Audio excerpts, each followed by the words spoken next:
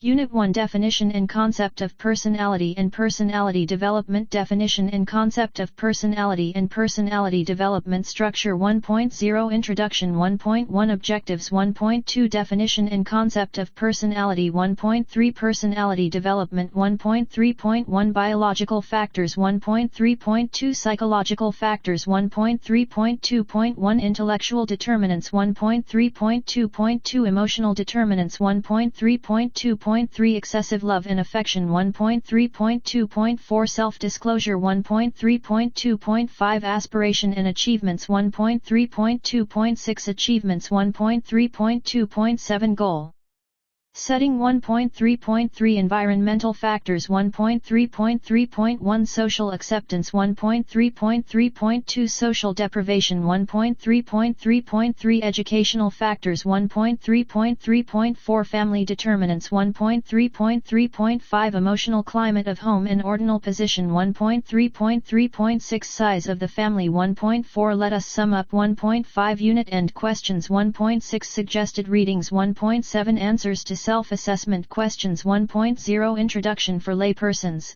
The term personality is often understood in terms of being good-looking, attractive, etc. They go by the impression created by the person concerned. The ability to talk and interact with others pleasantly in addition to being good-looking, would make others say that the person concerned has a good personality. Persons who do not have good looks or not well dressed or do not interact adequately are considered to have poor personality. But scientifically this is not a true concept of personality. In fact, psychologists consider any attempt to define personality in terms of social attractiveness inadequate because of two reasons. First, it limits the number and types of behavior considered important and worthy for incorporation into the study of personality. Second, such notion carries the absurd implication that some people who have unique abilities and temperament traits are devoid of having a personality. In this unit we will be dealing with the definition of personality as put forward by psychologists. Definition of personality will be presented as given by Gordon Allport and there will be a discussion of the concept of personality development. Under personality development, various factors contributing to the same will be discussed including the biological, psychological, and environmental factors. 5. Personality Theories and Assessment 6 1.1 Objectives After the reading this unit, you will be able to define personality and describe the nature of personality, elucidate the concept of personality, list the characteristic features of personality, explain the factors that contribute to the development of personality, and identify the environmental factors that influence personality development. 1.2 Definition and Concept of Personality. The term personality is often understood in terms of social attractiveness.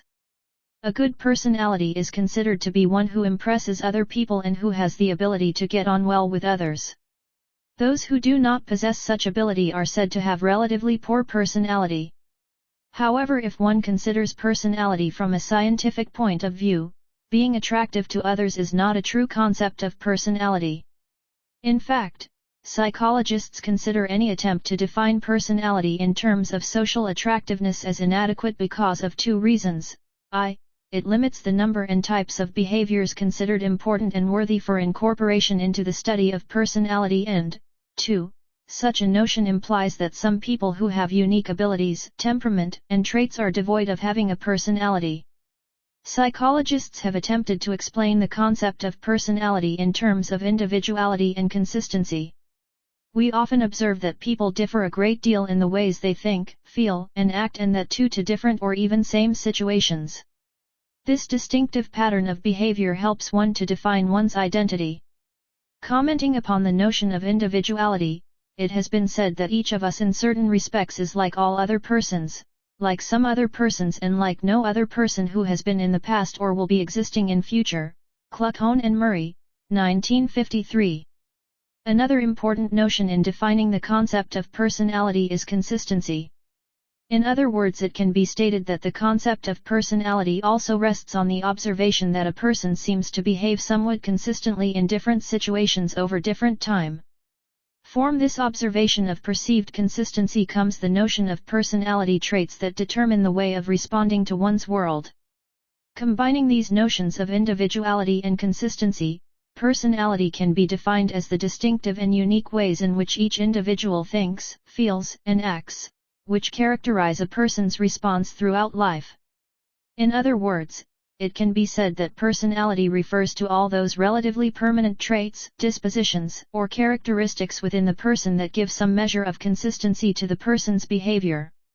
These traits may be unique, common to some groups, or shared by the entire species, but their pattern will be different from individual to individual. The thoughts, feelings, and actions that are perceived as reflecting an individual's personality typically have three characteristics. Thoughts, feelings, and actions are considered as behavioral components of identity that make distinction between individuals. 2. Behaviors are viewed as being primarily caused by internal rather than environmental factors. 3. The behaviors of the person seem to have organization and structure. Behaviors of an individual seem to fit together in a meaningful way. It is to be kept in mind that the nature of behaviors is dynamic and there may occur changes in the organization and structure of behaviors over a period of time. It is in this sense that Allport, 1937, 1961, defined personality as the dynamic organization within the person of the psychophysical systems that determine the unique adjustments to one's environment. This suggests that there is an inner personality that guides and directs individuals' behavior. Allport, the man who has done more than anyone to shed light on the myriad meaning of the term personality, analyzed 50 definitions of personality, and finally put forward his own definition of personality mentioned above. For better distinct understanding of the term personality, it is essential that it should not be confused with character and temperament. While the term character refers to the value judgments, which are made about a person's moral values or ethical behavior, the term temperament refers to the inborn enduring characteristics such as adaptability, irritability, etc. However, both character and temperament are vital parts of personality. Self-assessment questions 1-1. Who has said that personality is the dynamic organization of traits? A. Eysenck B. Allport C. Murray D. None of them. 2. Which of the followings are regarded as component of behavioral identity of personality? A. Thoughts B. Feelings C. Actions D. All. 3. Human behaviors are largely determined by A. Internal factors B. Environmental factors C. Both D. Neither. 4. Which one is the inborn enduring characteristics of the personality? A. Traits B. Character C. Temperament D. None of these. 5. Personality has been understood as largely the combination of A. Trait and temperament B. Consistency and individuality C. Value and attitude D. Character and temperament. Definition and concept of personality and personality development. 7. Personality, theories and assessment. 8. 1.3 Personality development. The development of personality has been a topic of interest for the personality psychologists right from the time the term came into existence. Psychologists have tried to identify those factors which directly or indirectly influence the growth and development of personality. Although there are a large number of factors which influence the development of personality, such factors have been broadly grouped into three general categories, and these are given below. 1. Biological factors. 2. Physiological factors. 3. Environmental factors. Since these factors tend to determine the way personality develops, they are also called as determinants of personality. These three sets of factors are discussed here in detail. 1.3.1 Biological factors. Biological determinants, also called as physical determinants, emphasize that physique and body functioning are directly responsible for personality development. Some of these factors are I. Body build. 2. Physical attractiveness. 3. Homeostasis. 4. Physical defects. V. Health conditions. I. Body build. Body build influences personality directly by determining what an individual can and cannot do, as well as what the individual's reaction will be to all those whose body builds are superior or inferior. Some of the known body builds are I. Ectomorph. 2. Endomorph. And 3. Mesomorph. Ectomorphs are persons who are tall and thin in their body builds. They have been generally found to be superior to endomorphs who have round and soft body builds. The superiority is especially in speed and endurance. Likewise, mesomorphs who are strong and muscular in their body builds have been found to be superior to both ectomorphs and endomorphs in activities like speed, endurance, and agility. It has also been reported that body build of an individual affects the person's self-concept, which is an important constituent of personality. This self-concept can be favorable or unfavorable. For instance, if the body build allows the person to do things that are socially desirable, prestigious, and better than others, it would contribute to positive self-concept about oneself. On the other hand, if it allows the person to do things which are not favorable or positive or ends up in failure, it would lead to poor or negative self-concept. 2. Physical attractiveness. Physical attractiveness is another physical component that affects the development of personality. An attractive person of any age is more appealing than a person who is unattractive. Brislin and Lewis, 1968, have commented that it is very much rewarding to be with someone who is physically attractive. Generally, it has been found that the people tend to be more tolerant in their attitudes and judgments of an attractive person. That is the reason why a pretty child is less likely to be punished or criticized for troublesome behavior than a simple-looking homely child.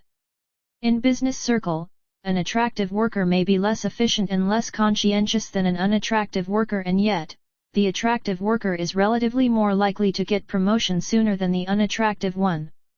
3. Homeostasis. Homeostasis is another important determinant. It refers to the maintenance of a stable internal environment through relatively having normal temperature, normal level of blood sugar, normal level of blood pressure, proper water balance, etc. When any of these conditions is upset, disequilibrium starts and disturbances in homeostasis results. Homeostasis or disturbances in it has a significant impact upon personality both directly or indirectly. Directly, the effect of homeostasis is seen in relaxed, controlled, and socially acceptable behavior patterns of the person who is feeling well both physically and psychologically. When the level of homeostasis is disturbed, behaviors like irritability, indigestion, insomnia, and other uncomfortable states often result. Disturbances in homeostasis also affects personality indirectly. It affects personality through the way the person reacts to what he thinks and believes to be the attitudes of some significant people in his life. For example, a person who is above average in physical stature in comparison to his age and sex group, because of excessive hormonal discharge, will respond to his superior size in one of the two ways. If his superior size is viewed favorably by others, his reaction will be positive, and therefore, disturbance in homeostasis will thus have a favorable impact upon the development of personality. But if his size proves to be a social handicap and others ridicule it, his reactions will be negative and the effect in the disturbance of homeostasis will be unfavorable. Some studies have very clearly shown that development of personality is affected by homeostasis or lack of it. For example, when the blood sugar goes above the normal range, depressive mental states tend to follow. Severe deficiency in vitamin B complex results in increased level of emotionality and depression. High blood pressure frequently produces neuroticism. Anoxia or reduction in the amount of oxygen in the inspired air, as it happens in asthma, causes emotional outbursts, mental confusion, and self-criticism. 4. Physical defects. Physical defects are another determiners. The first scientific study showing the impact of physical defect upon personality has come from Alfred Adler's theory of organ inferiority. Today several studies have been conducted to examine the direct and indirect impact of physical defects upon personality. Obesity is one of the popular physical defect. Obesity proves to be a handicap in social relationship because the obese person is unable to keep up with his contemporaries. Obesity also affects the personality indirectly. Awareness of unfavorable attitude towards obesity makes the person feel not only inferior but also they develop the feeling of being socially scorned. Not only this, some researchers have also pointed out that massively obese individuals become more disturbed, perhaps because of less self-satisfaction and cumulative adverse comment from others.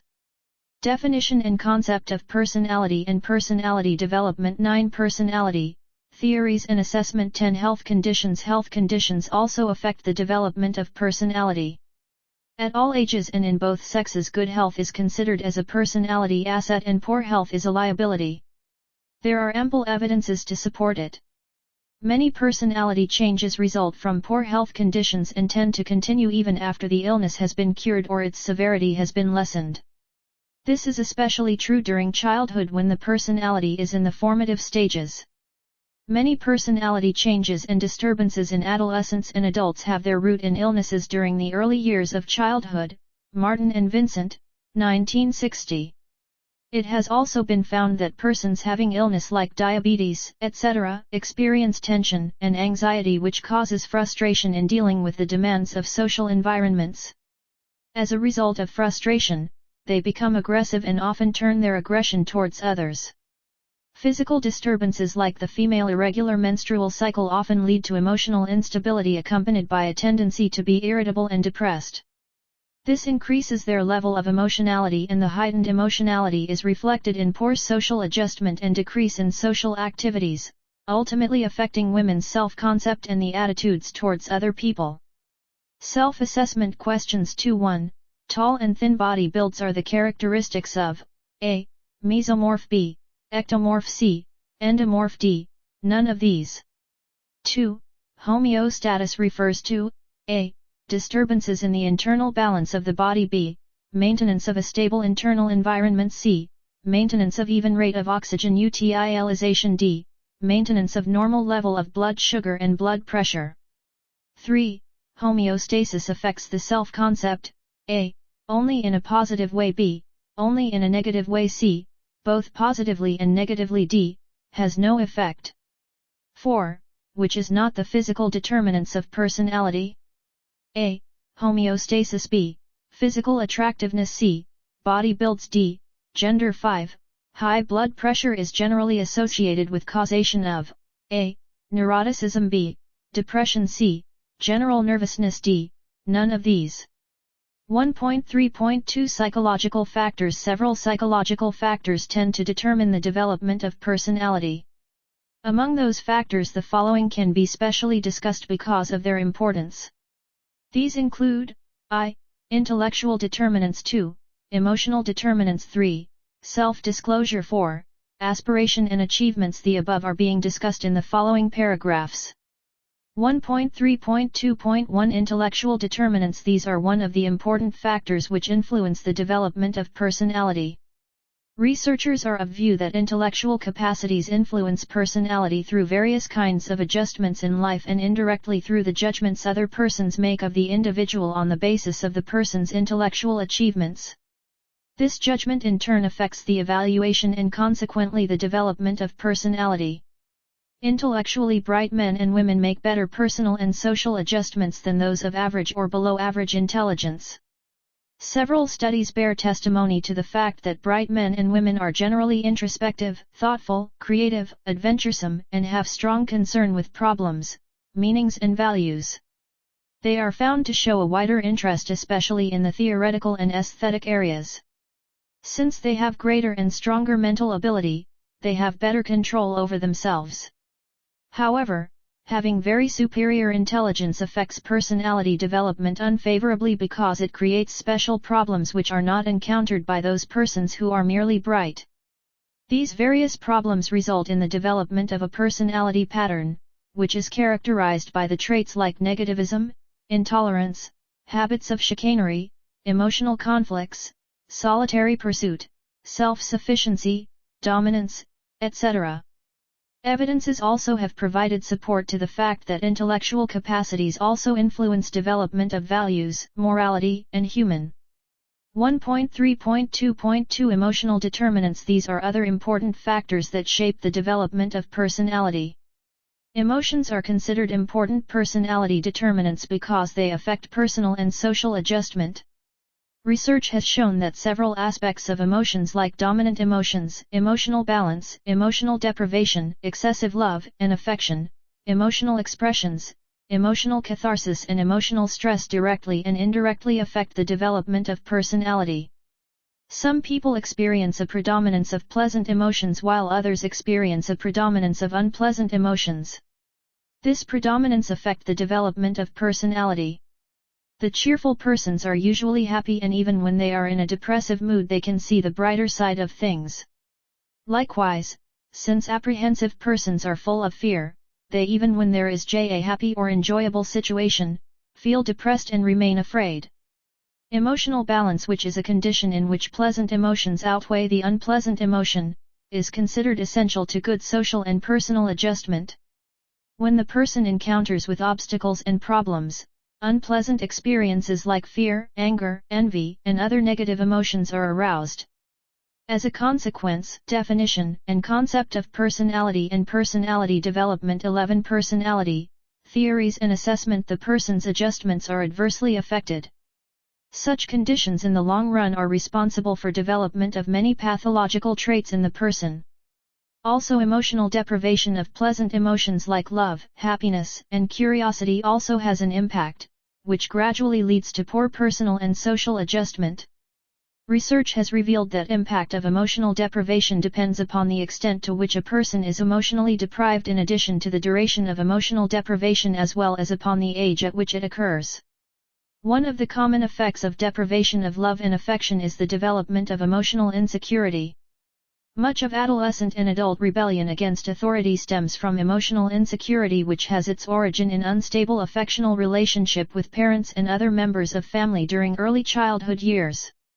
1.3.2.3 Excessive love and affection. This also has psychologically negative effect.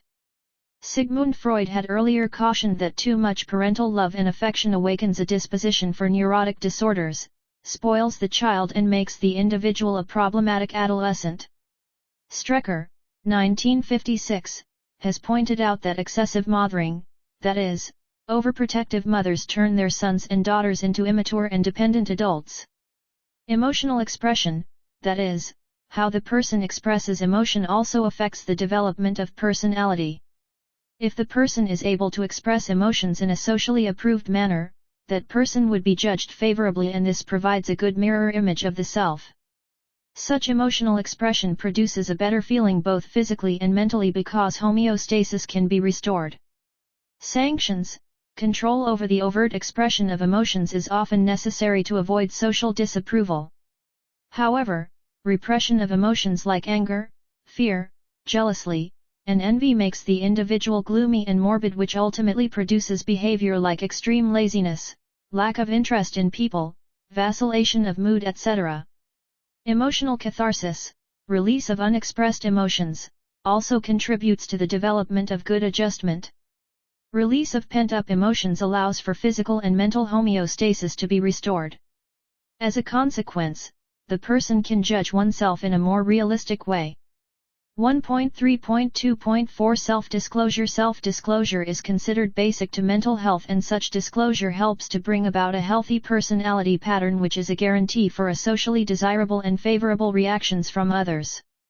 Emotional stress expressed in the form of anxiety, frustration, jealousy, and envy also affect the development of personality. A person who suffers from emotional stress makes good personal and social adjustments. Intense emotional stress may motivate the person to go to excesses in hope of being relieved from it.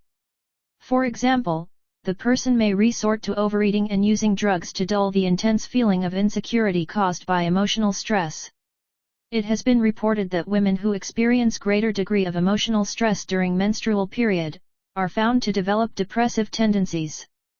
Psychologists have shown that people with low self-esteem are more adversely affected by emotional stress than those with high self-esteem. 12. 1.3.2.5 Aspiration and achievements. These also have an effect on the development of personality. Aspiration means a longing for and striving for something higher than one's present status. Thus, aspirations are the ego-involved goals that persons set for themselves. The more ego-involved the aspirations are, the more will be the impact upon behavior, and therefore, greater will be the impact upon personality. There may be various forms of aspirations, such as positive aspiration, to achieve success, negative aspiration, to avoid failure, realistic aspiration, within the range of the person's capacity, unrealistic aspirations, beyond the capacity of the person, remote aspirations, to achieve a goal in the remote future, or immediate aspirations, to achieve a goal in the near future. The motivating power of aspiration varies. In general, remote and realistic aspirations do provide stronger motivating forces than immediate and unrealistic aspirations. Negative aspirations are considered weaker in providing motivating strength than positive aspirations.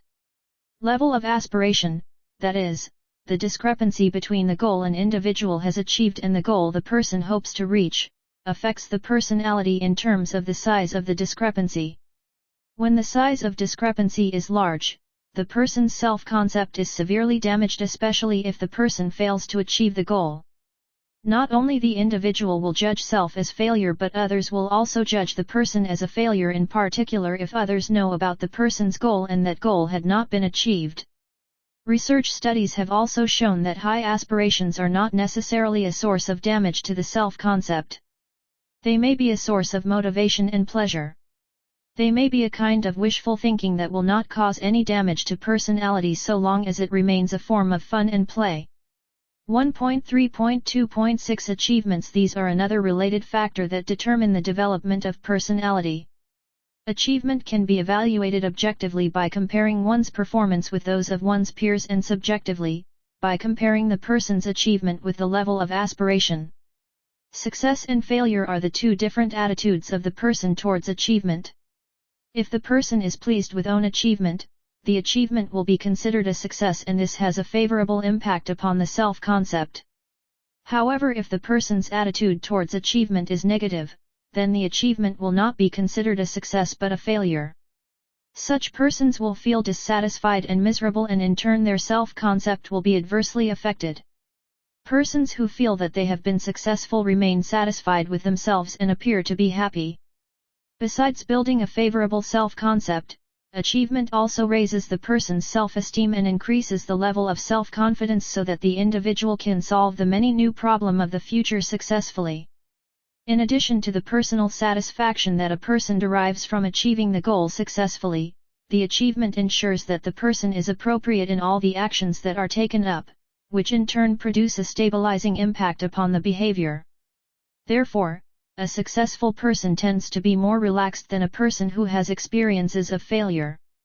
Definition and concept of personality and personality development. 13 Personality, Theories and Assessment. 14 1.3.2.7 Goal Setting. Experimental evidences have shown that one of the most important effects that success has upon the person is that the individual becomes more realistic about goal setting.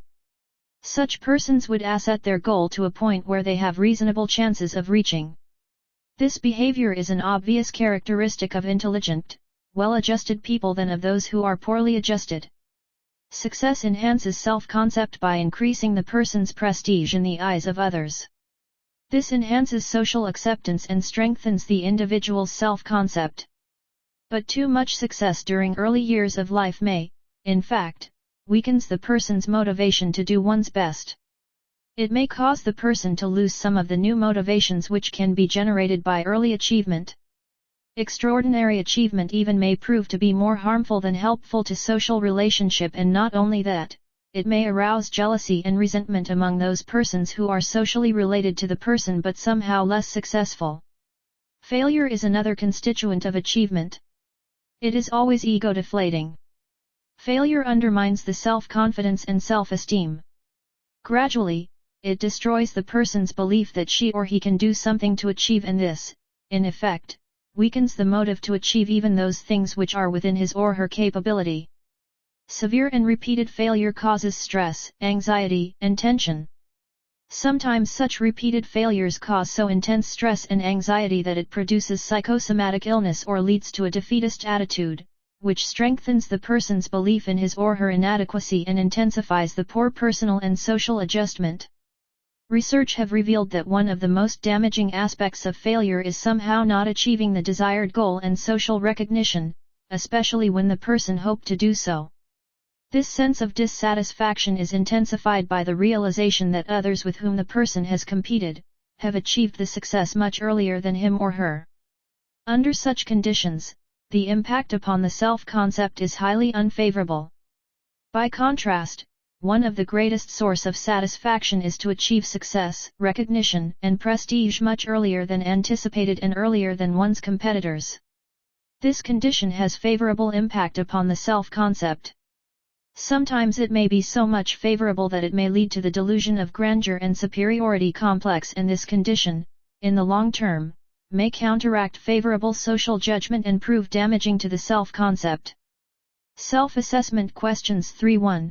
Markedly superior intelligence leads to a personality pattern which is characterized by a. Negativism, b. Intolerance, c. Emotional conflicts, d. All the above. 2. Which one of the followings is known as mental health insurance? A. Emotional balance, b. Tolerance, c. Envy tolerance, d. None of these.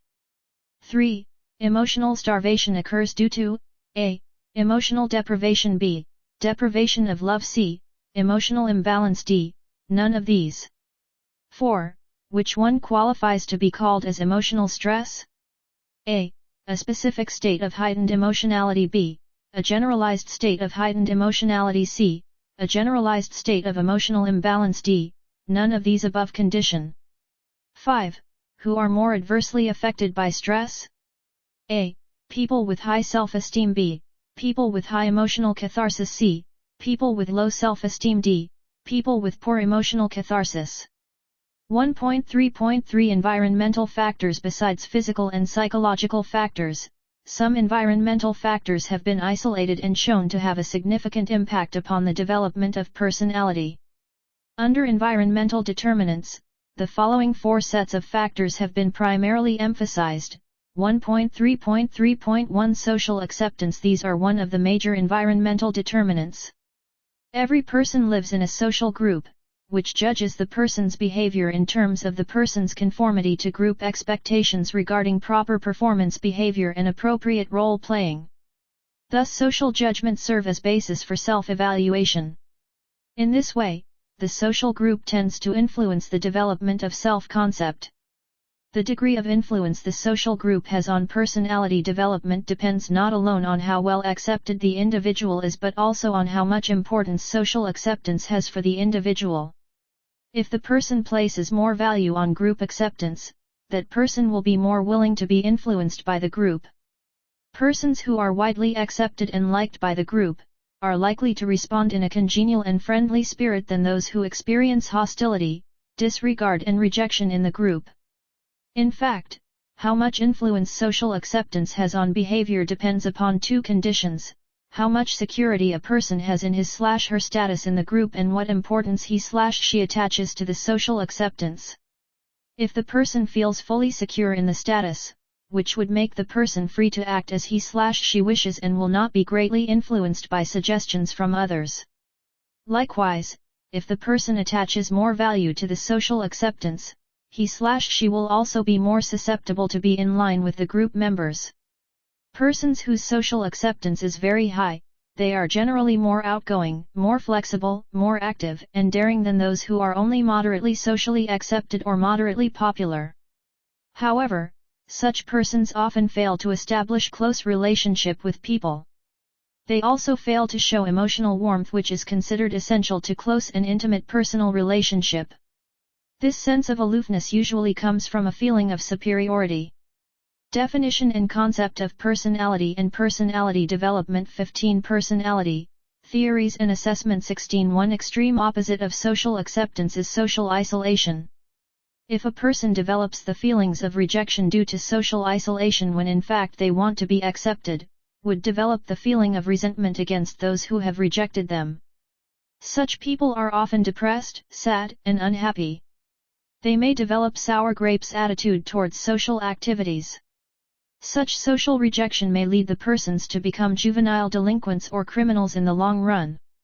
Researchers have further shown that if early social experiences of the persons are favorable, they are likely to become social, and if their experiences are unfavorable, they are likely to develop an unsocial or antisocial personality.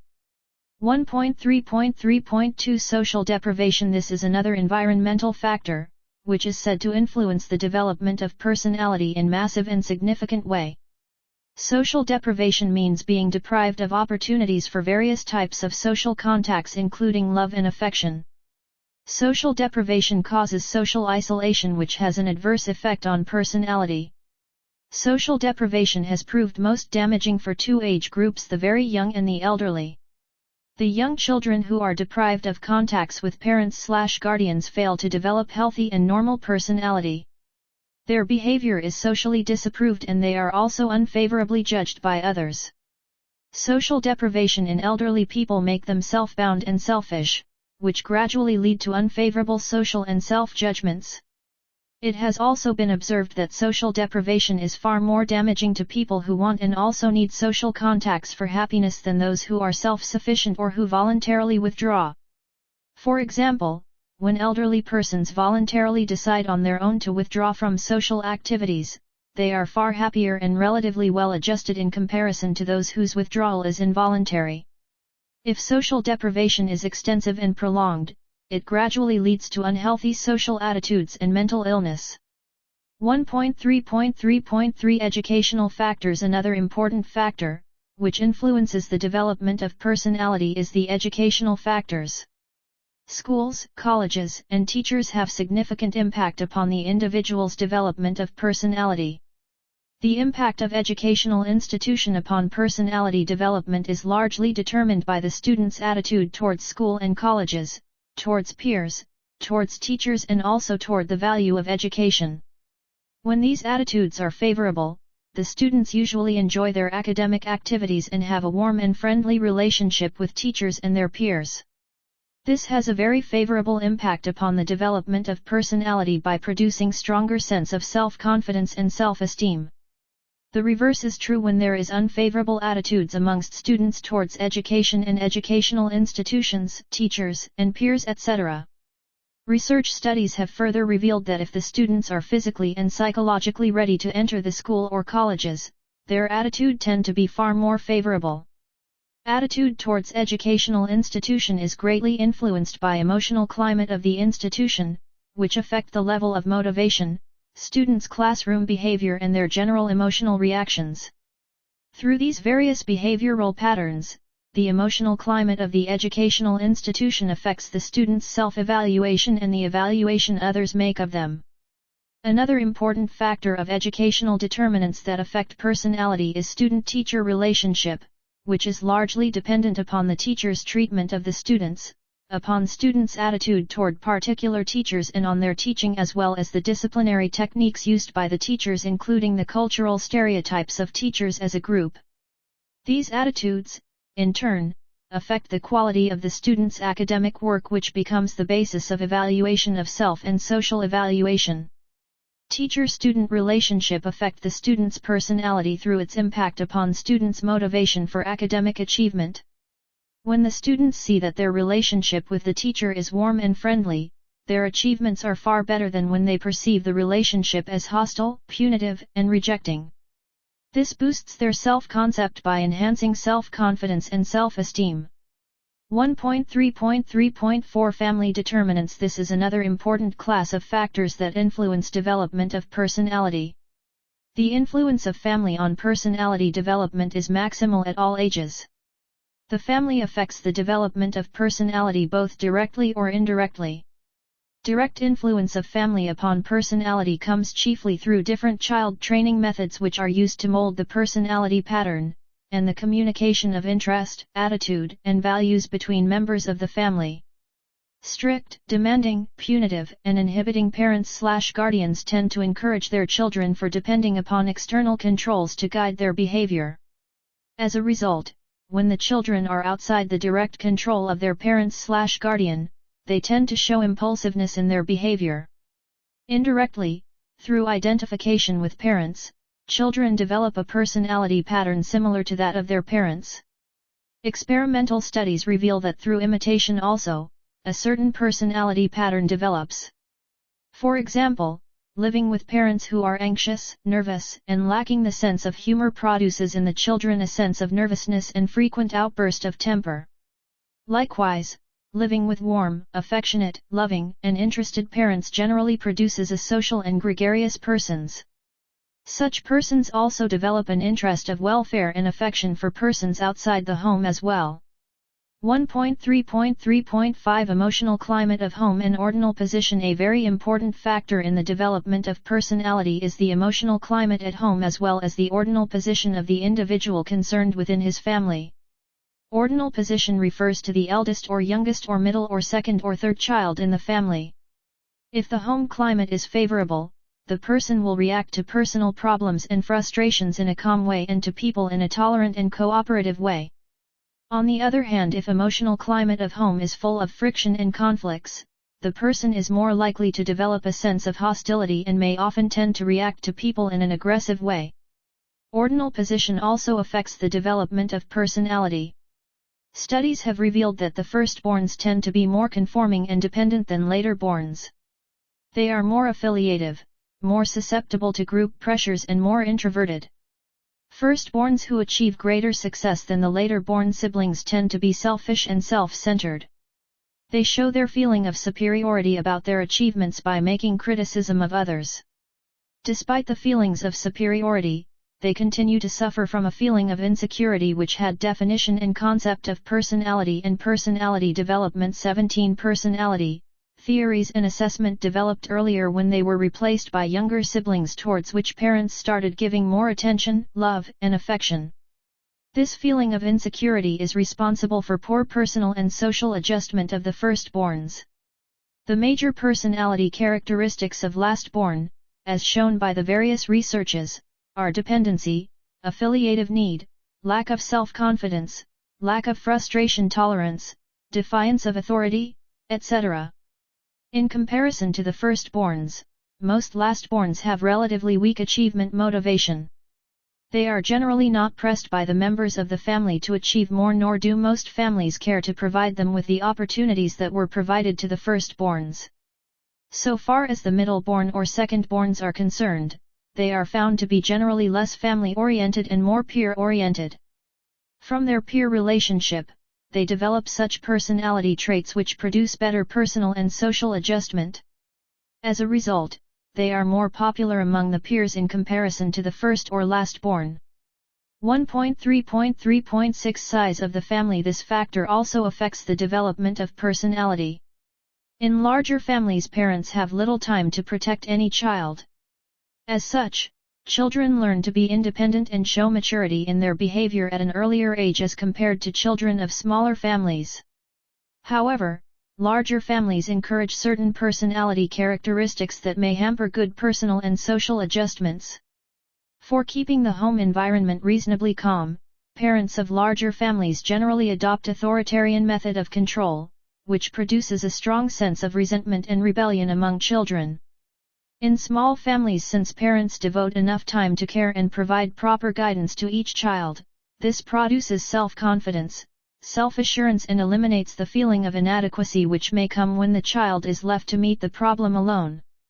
However, due to strict competition for getting parental attention, affection, and approval in small families, jealousy and envy, especially against the firstborns who are perceived to be parents' favorite, damages the self-concept of the concerned individual. We have seen that the development of personality is shaped by a set of three factors, namely, physical or biological factors, psychological factors, and environmental factors. There are psychologists like J.B. Watson, father of behaviorism, who have outright emphasized upon only one factor, that is environmental factor, ignoring the role of other two sets of factor in development of personality.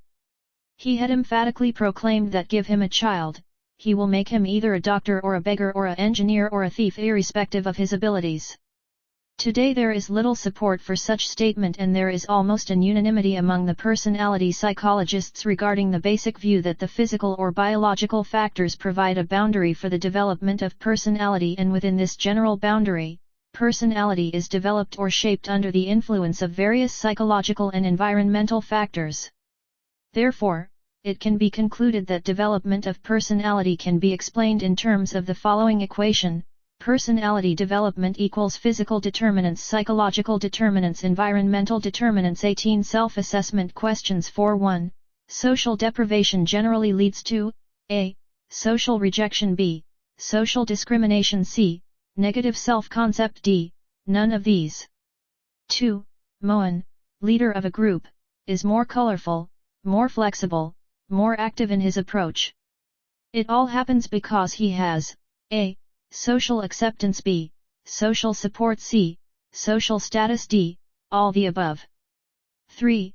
Within a group, when the person's status changes, such as from follower to leader or the vice versa, it is termed as A.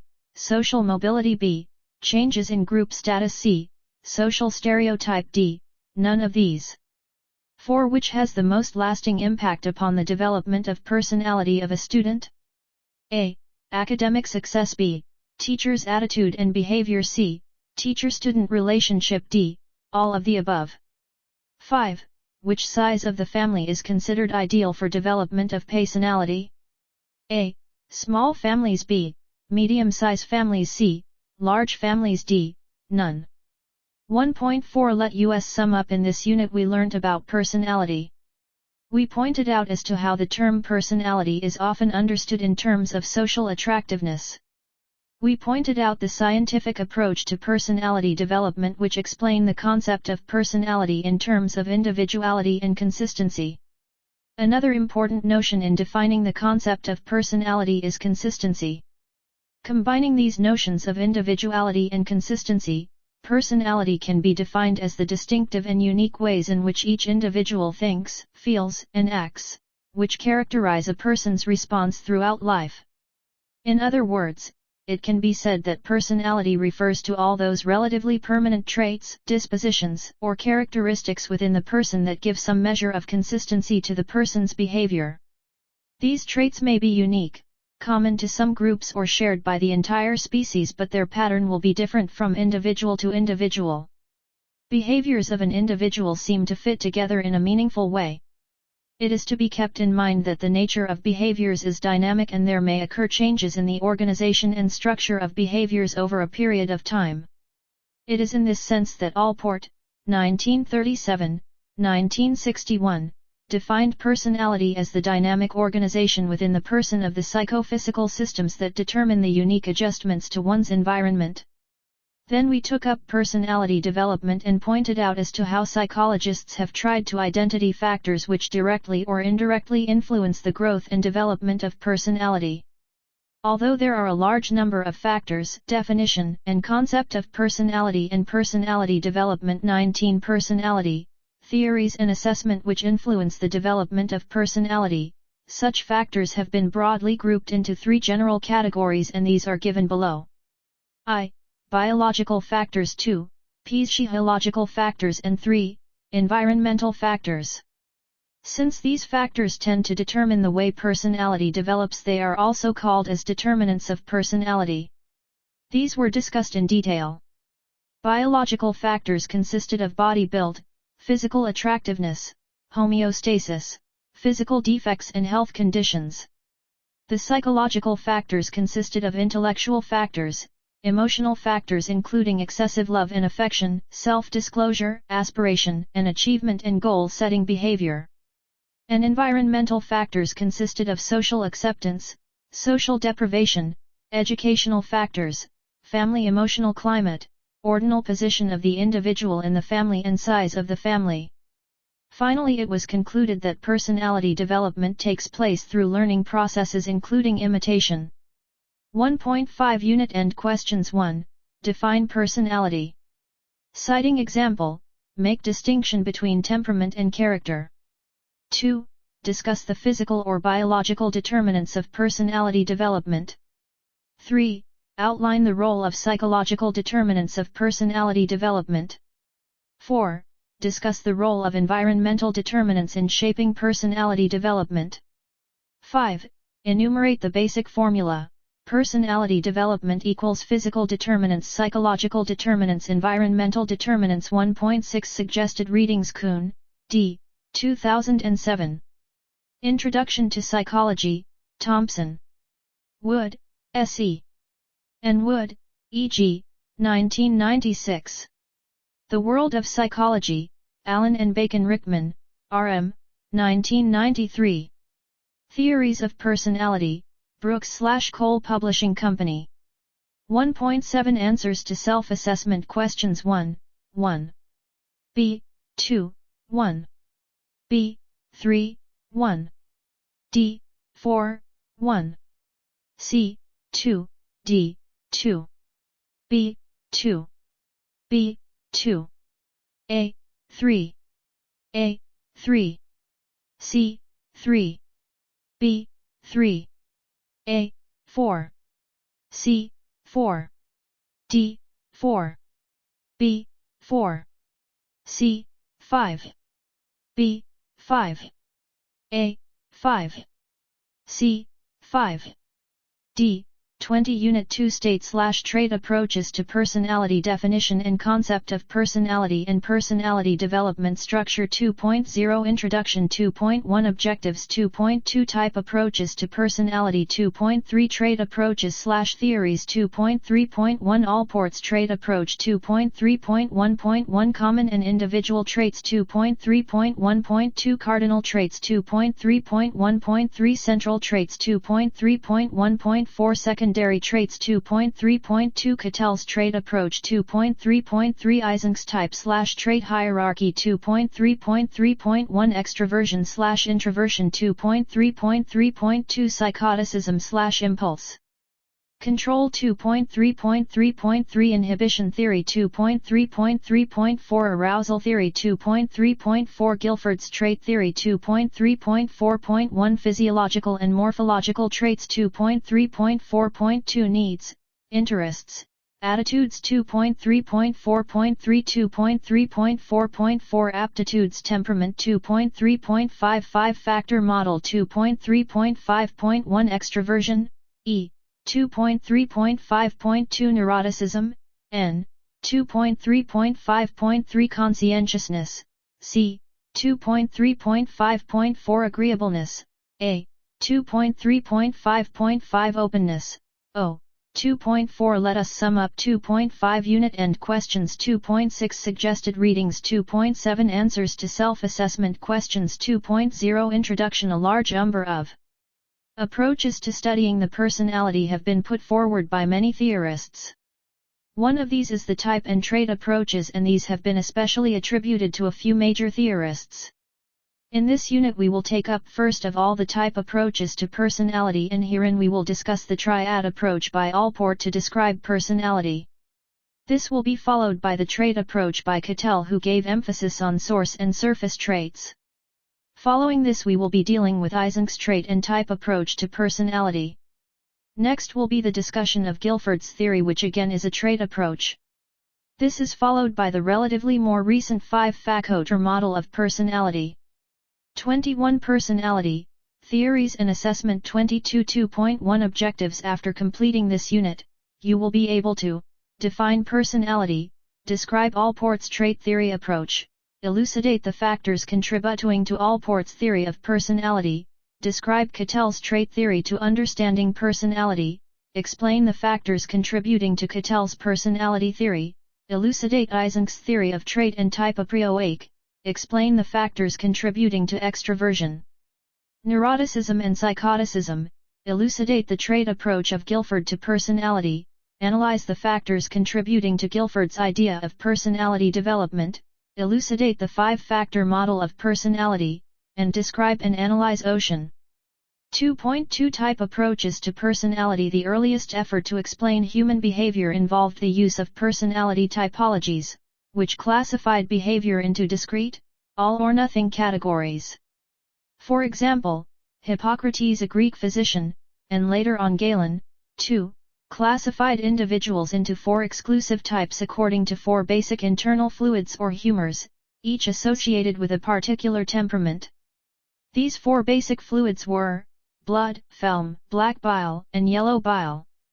The dominance of any one fluid led to a particular personality temperament. For example, dominance of blood produced sanguine temperament, cheerful and active; dominance of phlegm produced phlegmatic temperament, apathetic and sluggish; the dominance of black bile produced melancholic temperament, sad and brooding; and dominance of yellow bile produced choleric temperament, irritable and excitable.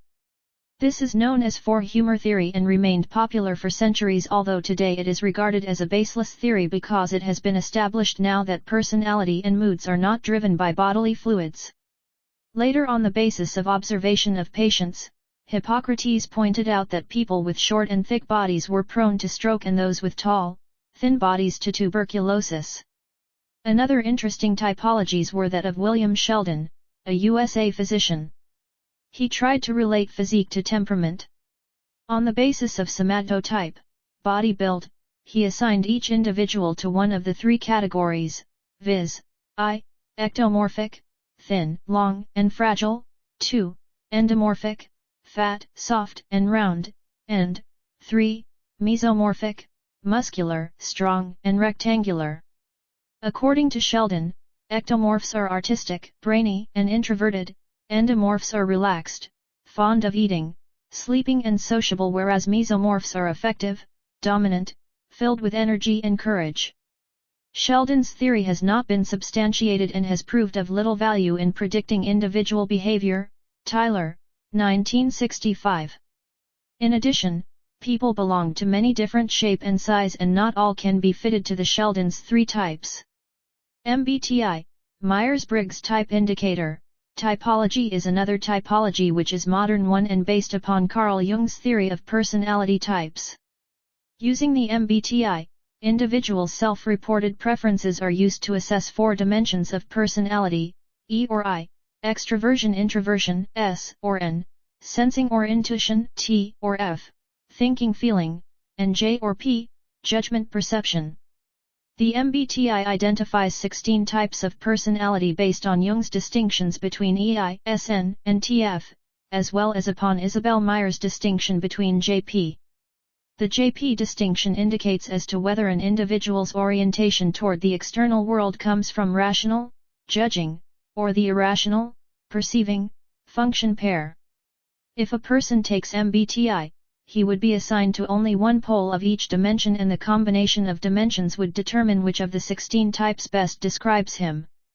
For example, a person who receives ESFP, extrovert sensing feeling perception, classification would be characterized as outgoing, easygoing, accepting, friendly and would be considered best in situations that need sound common sense and practical ability with people as well as with things.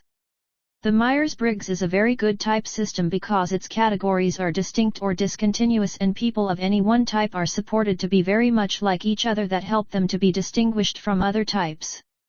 Critics of MBTI state that while the four dimensions are informative, persons should be described according to their actual scores on each dimension rather than being mixed into types. Type approach to personality apparently fails in its mission to provide a satisfactory classification system because there are many people who cannot be fitted into prescribed type. Today, psychologists prefer to describe people not in terms of type rather in terms of traits. Types are not descriptive of the persons. In fact, they rob the uniqueness of persons by placing the persons into a preconceived category.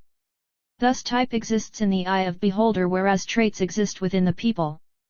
2.3 Trait approaches/theories. These approaches explain personality in terms of traits, which are defined as relatively stable and consistent personal characteristics.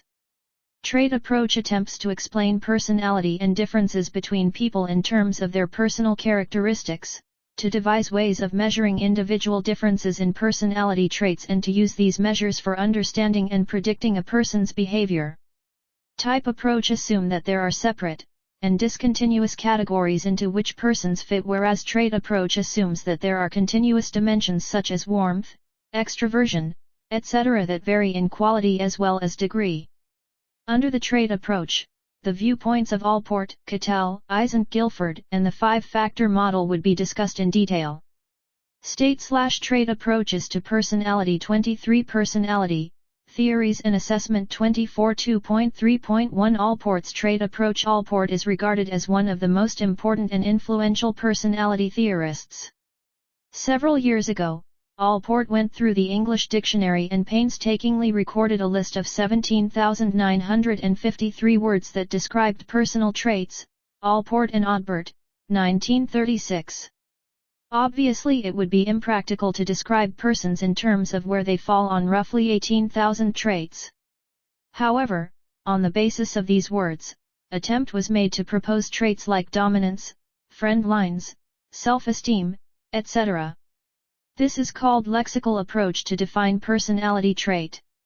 For Allport, traits are the building blocks of personality as well as the source of individuality.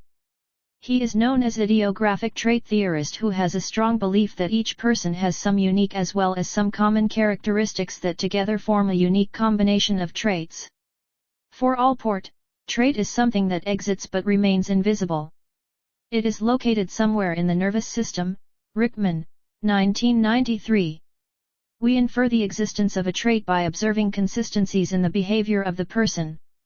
Dissimilar stimuli tend to arouse a trait readiness within the person and then trait manifests itself through the varieties of different responses. All these responses are equivalent in the sense that they serve the function of expression of trait. To illustrate this, let us take an example of an employee working in the university office. His shyness is inferred from his inability to establish friendship with others, his avoidance of social gatherings of the employees, his enjoyment with solitary entertainment activities and his unwillingness to participate in discussion, etc. 2.3.1.1 Common and individual traits. Allport recognized two major categories of traits, I. Common traits and 2. Individual traits. Common traits are those traits which we share in common with many others in our culture. For example, being quiet, showing due respect to seniors and making polite behavior to others are the traits we share with others in Indian culture. This illustrates the common traits. Individual traits, or also called personal dispositions, are those traits which are unique to the person concerned, and Allport regarded individual traits to be more important than common traits. According to him, there are three types of individual traits. 2.3.1.2 Cardinal traits. A cardinal trait is a trait which is so pervasive, dominant, and outstanding in life that every behavior seems traceable to its influence. Most people do not have cardinal traits, but those who have them are well known by those traits. For instance, Mahatma Gandhi was having the cardinal traits of peace-loving and strong faith in nonviolence, for which he is well known. 2.3.1.3 Central traits. Central traits are those traits which are generally listed in a carefully written letter of recommendation. In fact, any trait name like friendliness, dominance, self-centeredness would be the example of central trait. Every person has several central traits, and there are 5 to 10 most outstanding traits in each person around which a person's life focuses. 2.3.1.4 Secondary traits. Secondary traits are traits which are less conspicuous, less consistent, less generalized, and less relevant to the definition of personality. For example, food habits, hairstyle, and specific attitudes are examples of secondary traits. All these traits are dynamic in the sense that they possess motivational power. Those individual traits or dispositions which are intensely experienced are said to be more motivational. Those individual traits which are less intensively experienced though possessing more motivational power are said to be more stylistic. Whether motivational or stylistics, some individual traits are close to the core of the person's personality, whereas some are at the periphery. According to Allport, all these individual traits form structure of personality which, in turn, determines the behavior of an individual. In his view, only by focusing upon the uniqueness of the individual, a scientific and substantial understanding of personality is possible. Allport also held that personality is not a mere bundle of unrelated traits, rather it embodies a unity, consistency, and integration of traits. This integration work is accomplished by self, or proprium as Allport has named it. In his view, the proprium or self develops continuously from infancy to death, and during this period it moves through a series of stages. Self-assessment questions. 1.1. Allport was supporter of a. Nomothetic approach to personality, b. Trait approach to personality, c. Ideographic approach to personality, d. Both b and c. 2. Your hairstyle will be the example of a. Cardinal trait, b. Secondary trait, c. Central trait, d. None of these three. Allport emphasized more upon a. Common trait, b. Individual trait, c. Proprium, e. None of these. State/trait approaches to personality 25 Personality, theories and assessment 26 Following Allport, the trait which is a defining characteristic of one's personality is A. Individual trait B, common trait C, cardinal trait D, secondary trait. 5. You have just been told by counselor that on the basis of Myers-Briggs personality test you are an ESTP. Your counselor apparently favors which of the following approaches to personality? A.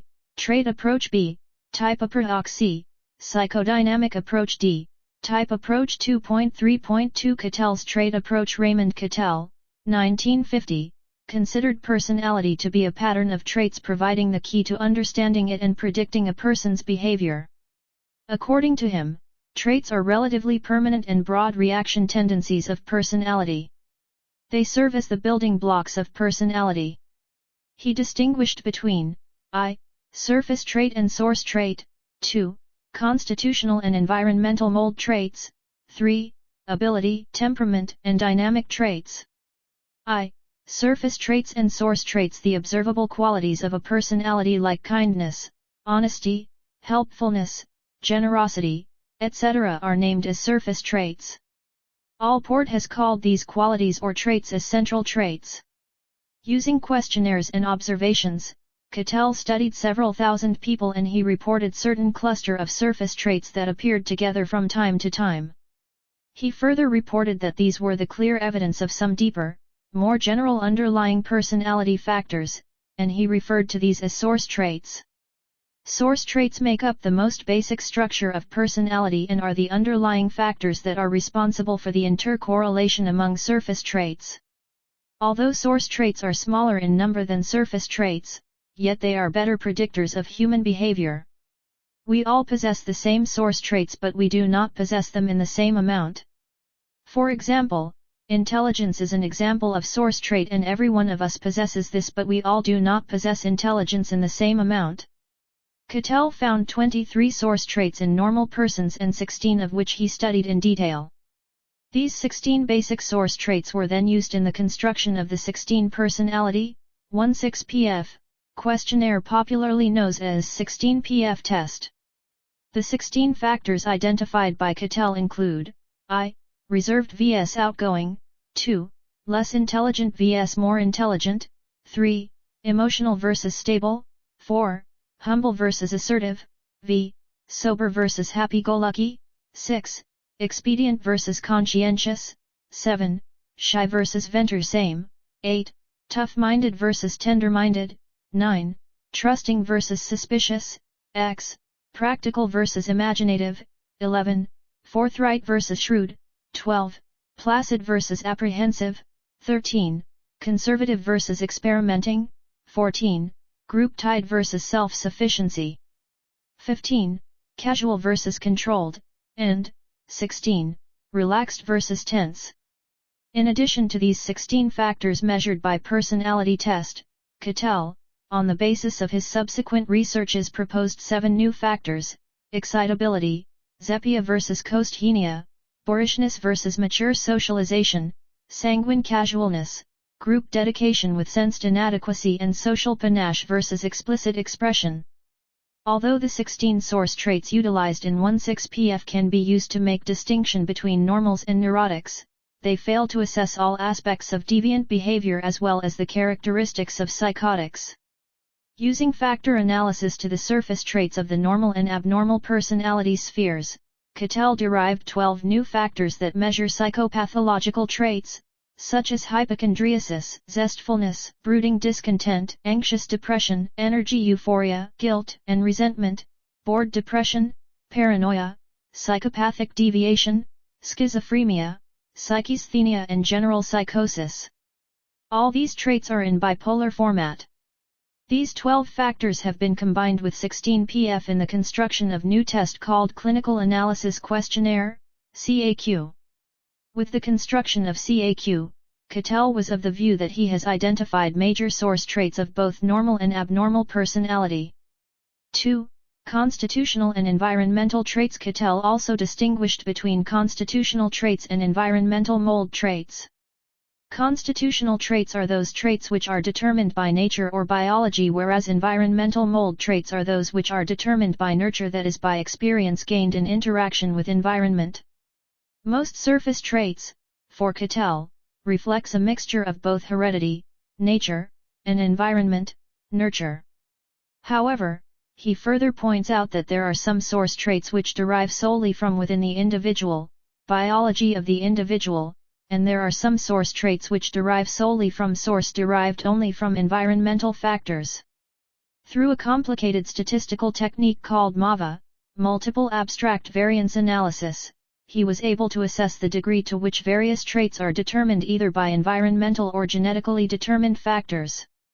MAVA is based upon the comparisons between people of the same family either reared together or reared apart, or between members of different families reared either together or apart. 3. Ability, temperament, and dynamic traits. Cattell has further subdivided traits into ability traits, temperament traits, and dynamic traits. Ability traits refer to the person's skill in dealing with the environment and the goals set therein. Intelligence is an example of ability trait. Temperament traits refer to stylistic tendencies that largely show how a person moves towards a goal. Being moody, irritable, easygoing are examples of temperament trait. Dynamic traits are the person's motivation and interest which set the person in action toward the goal. A person may be characterized as being power-seeking, ambitious, or sports-oriented. This reflects the dynamic trait. The important dynamic traits in Cattell's system are of three types, viz. I. Attitudes, 2. Ergs, and 3. Sentiments. Attitudes are dynamic surface traits which display specific manifestations of underlying motives. Ergs are constitutional dynamic source trait. It is through ergs that Cattell has given due recognition to innately determined but modifiable impellents of behavior.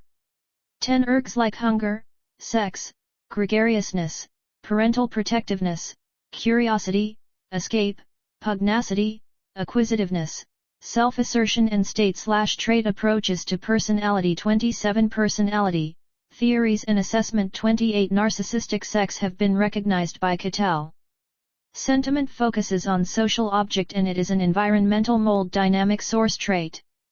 Thus it is more or less parallel to ergs except that it results from experimental or socio-cultural factors. Self-assessment questions. 2-1. The intercorrelation among surface traits leads to development of an inference about a. Temperament trait, b. Erg, c. Source trait, d. None of their two. Erg belongs to the category of a. Temperament trait, b. Dynamic trait, c. Ability trait, d. None. 3. Which of the following is not assessed by clinical analysis questionnaire? A. Energy euphoria, b. Bored depression, c.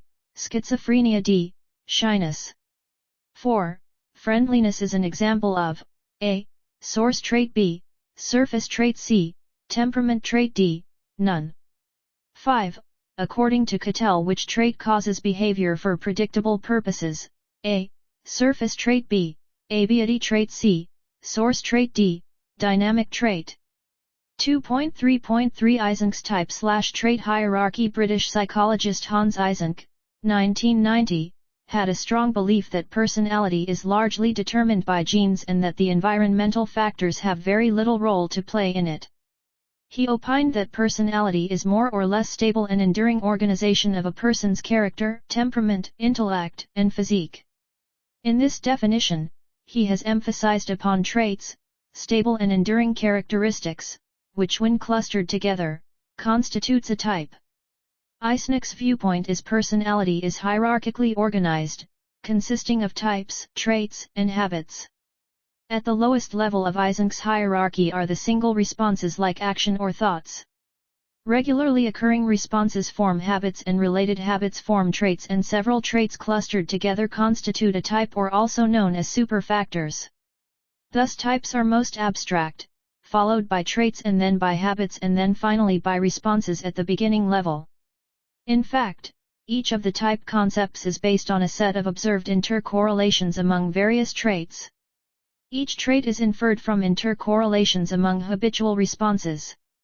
Habitual responses are, in turn, based upon specific observable responses. Thus the entire process can be explained through an example.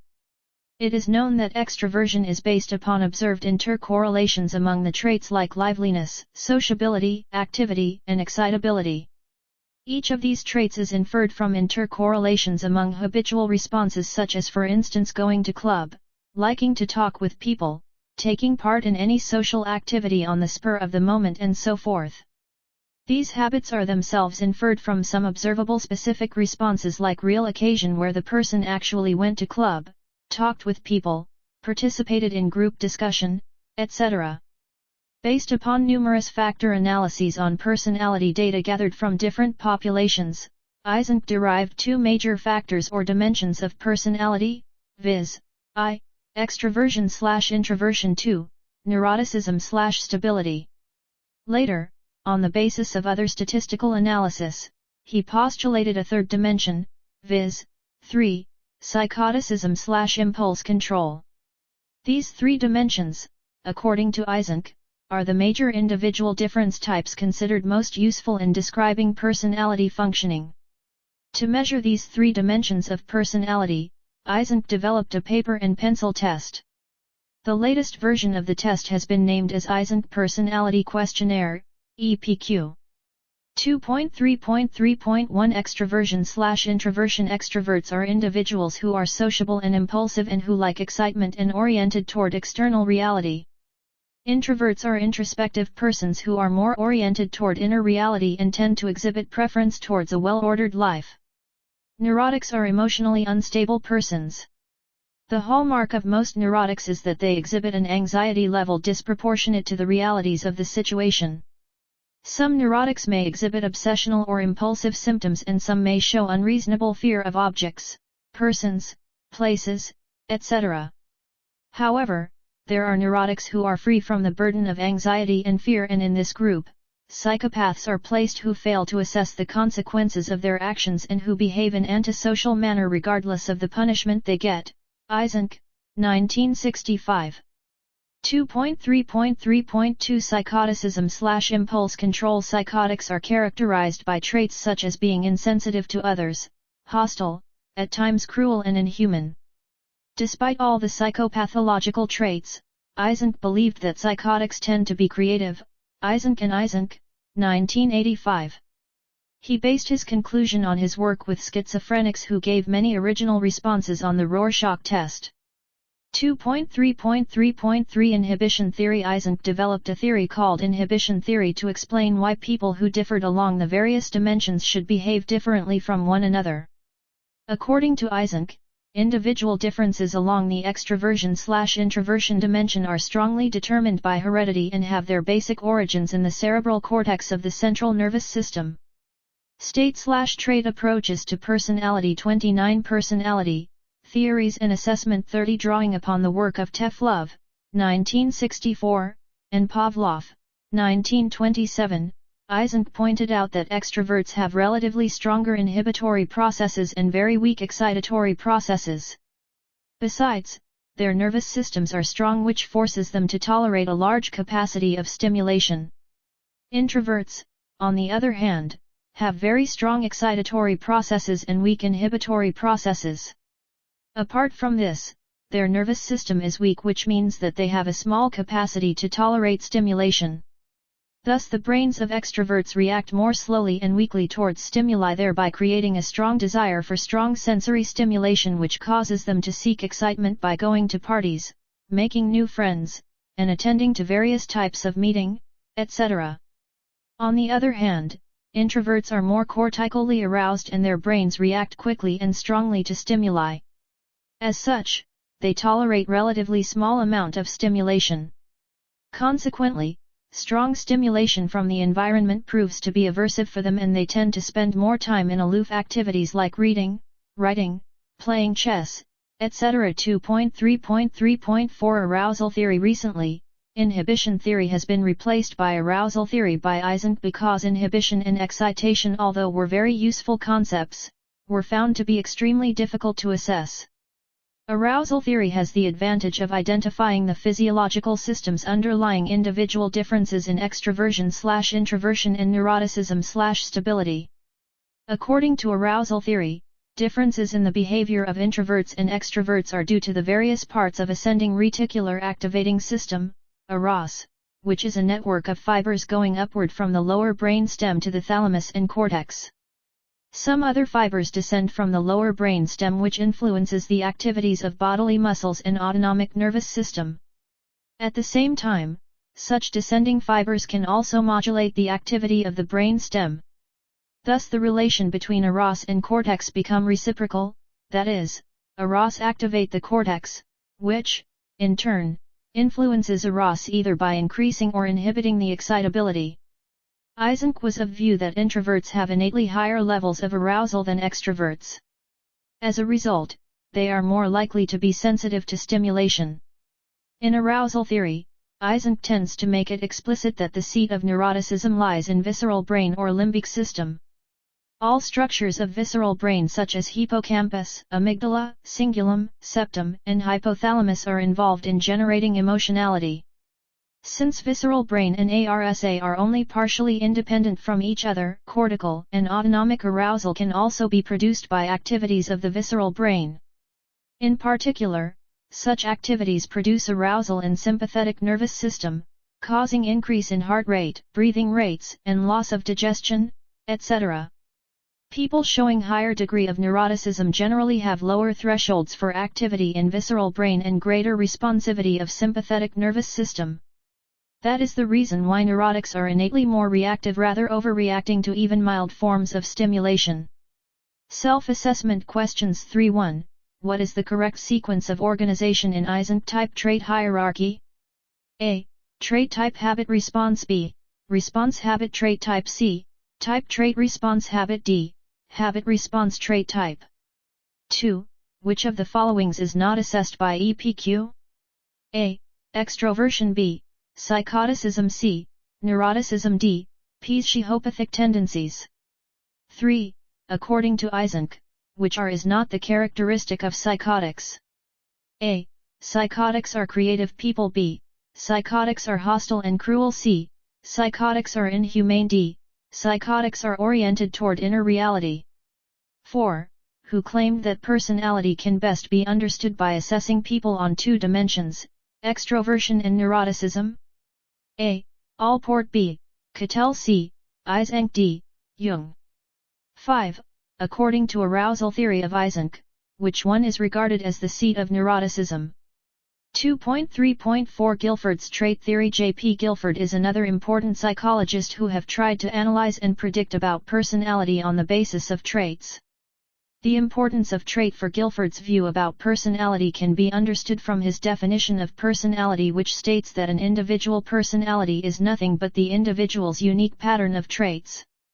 Trait, for him, is any distinguishable, relatively enduring way in which one person differs from another. Using factor analysis, Guilford came to the conclusion that there are 7 modalities of traits, that is, I. Morphological, 2. Physiological, 3. Needs, 4. Interest, v. Attitudes, 6. Aptitudes and 7. Temperament. The first 2 are the somatic traits, whereas the last 5 are behavioral aspects of personality. Guilford has emphasized that these modalities should not be regarded as 7 separate constituent parts of personality, but personality must be seen as integrated whole, and these 7 modalities can be 7 different directions from which the whole can be viewed. In other words, personality is not the sum total of 7 traits but rather a whole or single entity which can be looked at from at least 7 different angles. These 7 traits are briefly discussed below. State/trait approaches to personality. 31 Personality, Theories and Assessment. 32 2.3.4.1 Physiological and Morphological Traits. Physiological traits and morphological traits together are called somatic traits. Physiological traits refer to physical functions such as heart rate, breathing rate, hormone level, blood sugar, and so forth. Morphological traits, on the other hand, refer to physical attributes such as physique, head size, length of hand and leg, size of ear, curvature of spine, etc. Guilford, 1959, reported very little substantial relationship between these two types of traits, that is, morphological traits and physiological traits, although Sheldon, 1942, earlier had reported a high correlation between physique and temperament. 2.3.4.2 Needs, Interests and Attitudes. Needs, interests and attitudes are regarded as hormetic, adaptive responses, dimensions of personality by Guilford. These hormetic traits, therefore, instigate action because they are more or less directly related to motivation. Needs are said to be relatively permanent dispositions that motivate the person towards certain condition. For example, prestige is one need and it instigates action towards getting social prestige. Likewise, to get food is a need, which motivates a hungry person towards securing a full stomach. Interests are person's generalized behavior tendency to be attracted by some stimuli. Thus, for Guilford, interest are general rather than specific traits and valued positively rather than negatively. Besides, interest also refers to liking to perform some activities. All such interests contribute to causation of behavior. Attitudes also instigate behavior, and they are defined as a disposition to favor or not to favor a social object or social action. Since attitudes involve belief, feelings, and action, therefore, they are cognitive, affective, and conative, too. One's view about premarital sex, divorce, and equal right to women can be the example of attitudes. Having a particular attitude forces the person to think, feel, and act accordingly. 2.3.4.3 Aptitudes. Aptitudes refer to how well an individual can perform a given activity, and they represent a dimension of ability, though they are more specific than abilities. It means that all aptitudes are abilities but not all abilities are aptitude. For example, a tall person may have the ability to reach at the highest shelf, but this could not be considered his aptitude. On the basis of factor analysis, Guilford, 1959, identified three primary aptitudes, viz., I. Perceptual aptitudes, 2. Psychomotor aptitudes, and 3. Intelligence. Perceptual aptitudes relate to the various sense modalities and include factors like visual, auditory, and kinesthetic sensitivity. Psychomotor aptitudes are abilities shown by physical educators, dance instructors, and athletic coaches. Human engineers also need psychomotor aptitudes because they have to design machine in such a way that they must be operated conveniently. Intelligence is a general aptitude. Guilford developed his famous structure of intellect model based upon three primary parameters of operations, products, and contents. Originally, there were 5 categories of operation and 6 categories of product and 4 categories of content in this model. The result was 564 equals 120 factors or components of intelligence.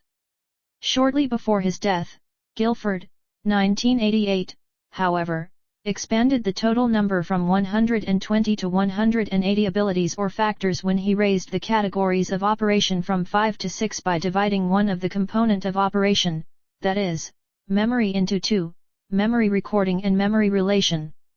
The total number of categories of contents was also changed from 4 to 5. Thus now the total factors constituting intelligence became 665 equals 180.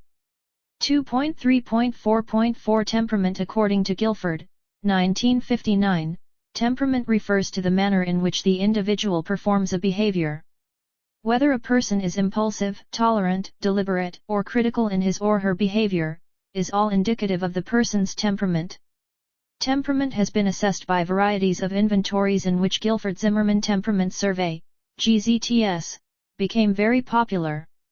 GZTS assesses 10 bipolar traits of temperament: general activity versus inactivity, G, restraint versus impulsiveness, R, ascendance versus submissiveness, A, sociability versus shyness, S, emotional stability versus depression, E, objectivity versus subjectivity, O, friendliness versus hostility, F, thoughtfulness versus unreflectiveness, T, personal relations versus criticalness, P, and masculinity versus femininity, M. Guilford has pointed out that there are 3 levels of trait generality: hexic level, primary trait level, and type level. Hextile trait is displayed by the person only in specific situations. For example, Mohan, who is generally shy and reserved person, may show dominance and aggression before his friends for winning the competition. Here dominance and aggression are examples of hexic level trait and determine his specific actions. Primary traits are manifested in broader range of behavior than are hexic traits. For example, when Shyam shows dominance and aggression most of the time in his behavior, it means these two are his primary traits. Guilford further has opined that primary traits are determined to some extent by types. When a person's behaviors generally revolve around any single disposition, he is said to be manifesting a type, upon which Guilford did not give as much emphasis as it had been done by Eysenck. Thus types are composed of primary traits which have positive intercorrelations.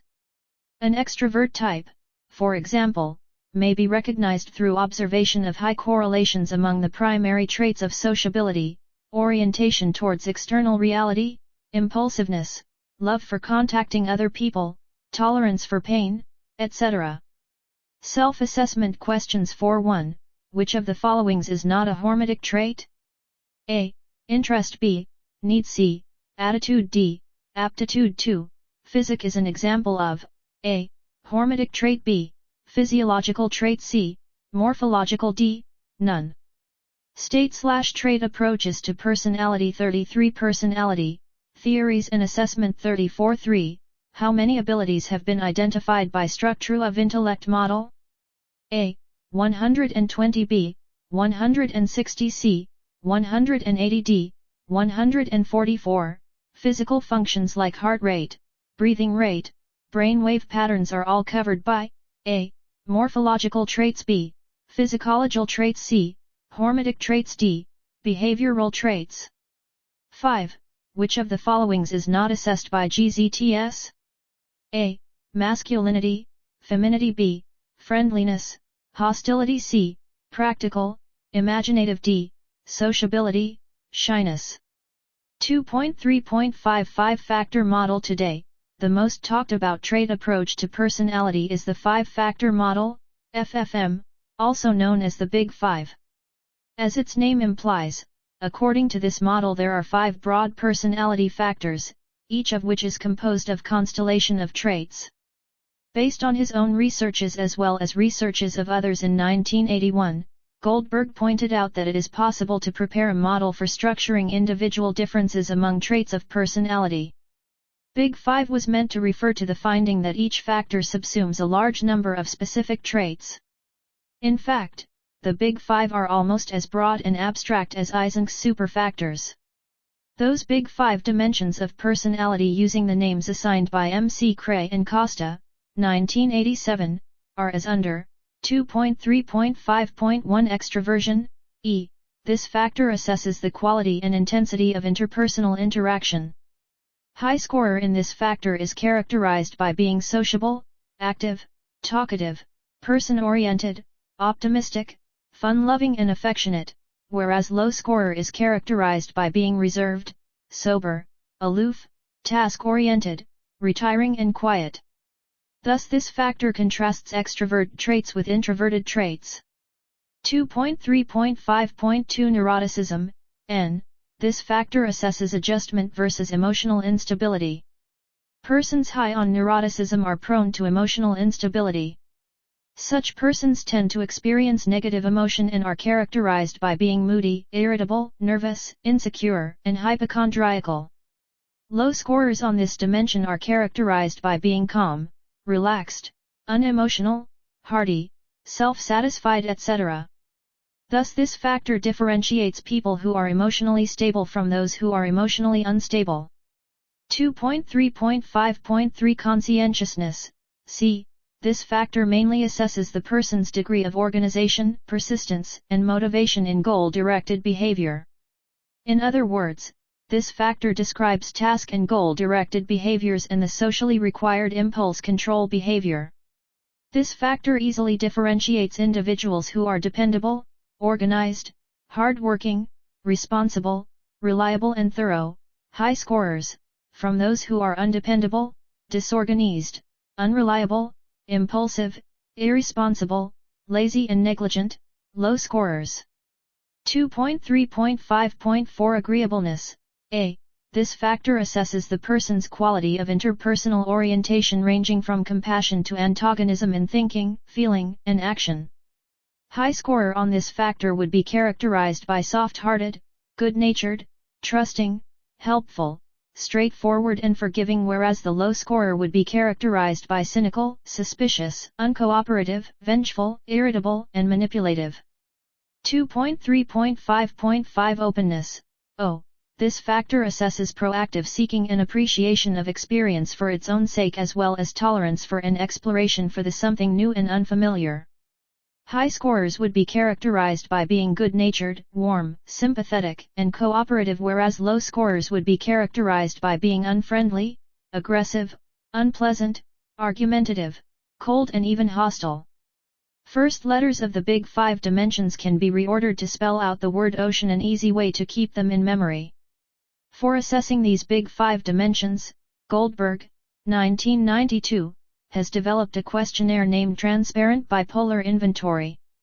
Still another much more popular questionnaire to assess Big Five has been developed by Costa and McRae, 1992. This questionnaire has been named as the Neo-Personality Inventory, Neo-PIR. Originally, this inventory assessed only N, E, and O, but later on the other two factors such as A and C were also included. In this new inventory, each dimension or factor is defined by 6 facets and each facet is measured by 8 items. Therefore, the latest version of Neo-PIR consists of a total of 240 items, 5 factors, 6 facets, 8 items. On the basis of several studies, McRae and Costa, 1990, are convinced that these 5 factors as measured by Neo-PIR are sufficient for describing the basic dimensions of personality. In fact, they go beyond this to say that no other system is as complete and yet so parsimonious. In making a fair evaluation to trait approach, it can be said that longitudinal studies support trait approach. McRae and Costa, 1990, have studied personality traits of persons over time and have found them to be stable for periods of 3 to 30 years. They have opined that stable individual differences in basic dimensions are universal feature of adult personality. Despite this, critics are of view that trait approach, like type approach, don't explain the causes or development of personality. It simply identify and describe characteristics, which are correlated with behavior. Moreover, critics of trait perspective further say that the consistency of our behavior across situations is very low and therefore, not predictable on the basis of personality traits. Initially, one of the severest critics of trait approach was Walter Mischel, 1968, who claimed that the situation, and not our traits, determines the behavior. Thus his stand initiated person-situation debate, that is, question of relative importance of person and situation in determining the behavior of the persons. Now Mischel has modified his original position and has proclaimed that behavior is shaped by both the person, traits, and the situation. Other psychologists have also provided support for the view that there are some internal traits which strongly influence behavior across different situations. Carson, 1989, McAdams, 1992. State/trait approaches to personality 35 Personality, Theories and Assessment 36 Self-assessment questions 5.1, which of the followings is not assessed by 5-factor model? A. Neuroticism. B. Psychoticism. C. Agreeableness. D. Conscientiousness. 2. The latest version of Neo-PIR measures the dimensions of personality through A. 6 facets. B. 5 facets. C. 7 facets. D. 4 facets. 3. Who developed Transparent Bipolar Inventory? A. McRae and Costa. B. Goldbang. C. Eysenck. D. None of these. 4. Who has been considered as the most severest critics of trait approach? A. Campbell. B. Hawley. C. Mischel. D. None of these. 5. High scorers on agreeableness dimension of Big Five model would be characterized by being A. Good-natured, trusting and soft-hearted. B. Organized, reliable and hard-working. C. Curious, creative and untraditional. D. active, talkative, and fun-loving. 2.4 Let us sum up. In this unit we learnt that the earliest effort to explain human behavior involved the use of personality typologies, which classified behavior into discrete, all-or-nothing categories. The first was the four-humor theory and remained popular for centuries, although today it is regarded as a baseless theory because it has been established now that personality and moods are not driven by bodily fluids. This was followed by Sheldon's somatotype, body build, based theory of personality. Sheldon assigned each individual to one of the three categories, viz. I, ectomorphic, thin, long, and fragile, 2, endomorphic, fat, soft, and round, and 3, mesomorphic, muscular, strong, and rectangular.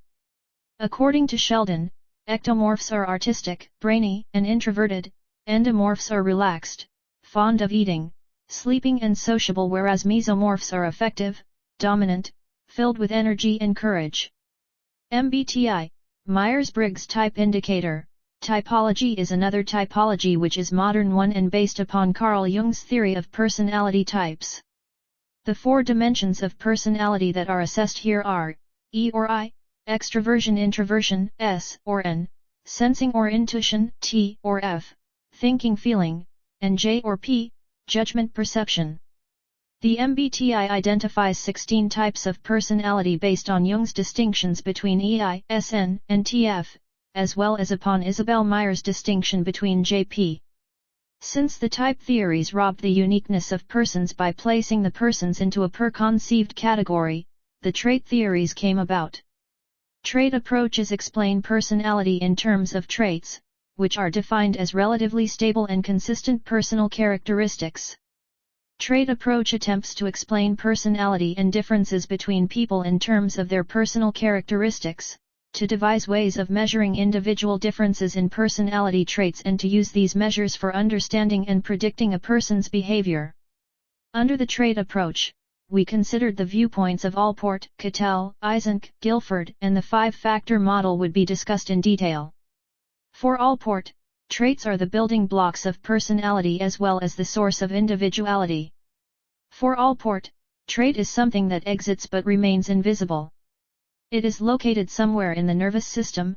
Rickman, 1993. Allport recognized two major categories of traits: common traits and individual traits. He classified individual traits further into three types, viz. cardinal traitus, central trait, and secondary trait.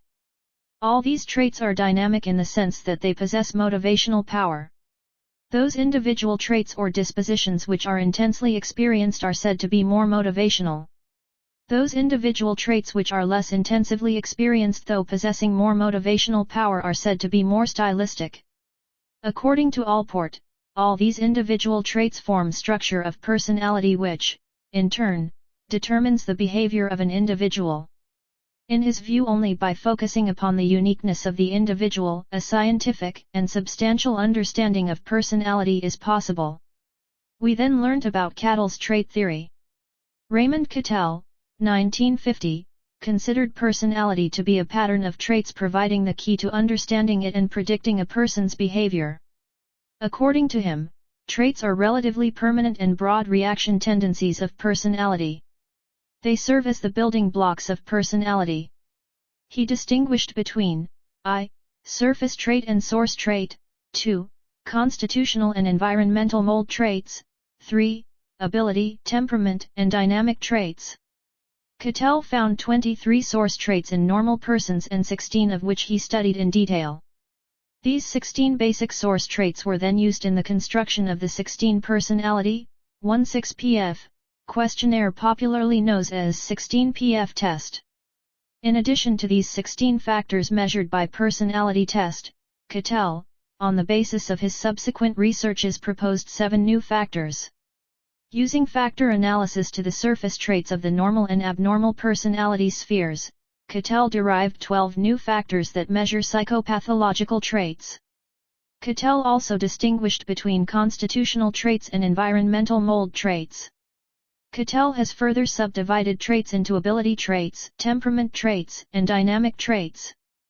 Dynamic traits are the person's motivation and interest which set the person in action toward the goal. The important dynamic traits in Cattell's system are of three types, viz. I. Attitudes, 2. Ergs and 3. Sentiments. We then learned about Eysenck's type trait hierarchy theory. British psychologist Hans Eysenck, 1990, had a strong belief that personality is largely determined by genes and that the environmental factors have very little role to play in it. He states trait approaches to personality 37 Personality, Theories and Assessment 38 opined that personality is more or less stable and enduring organization of a person's character, temperament, intellect, and physique. In this definition, he has emphasized upon traits, stable and enduring characteristics, which when clustered together, constitutes a type. Eysenck's viewpoint is personality is hierarchically organized, consisting of types, traits, and habits. At the lowest level of Eysenck's hierarchy are the single responses like action or thoughts.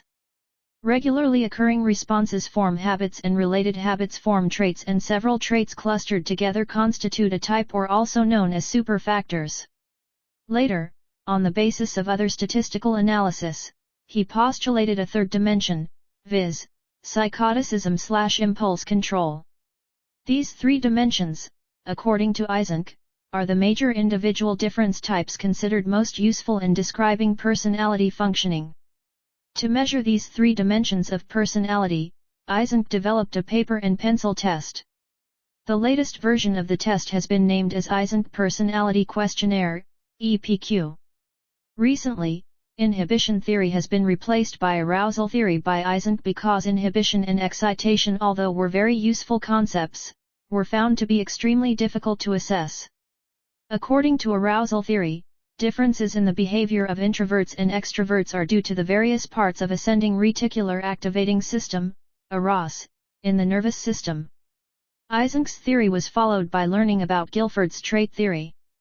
Guilford defined personality as the individual's unique pattern of traits.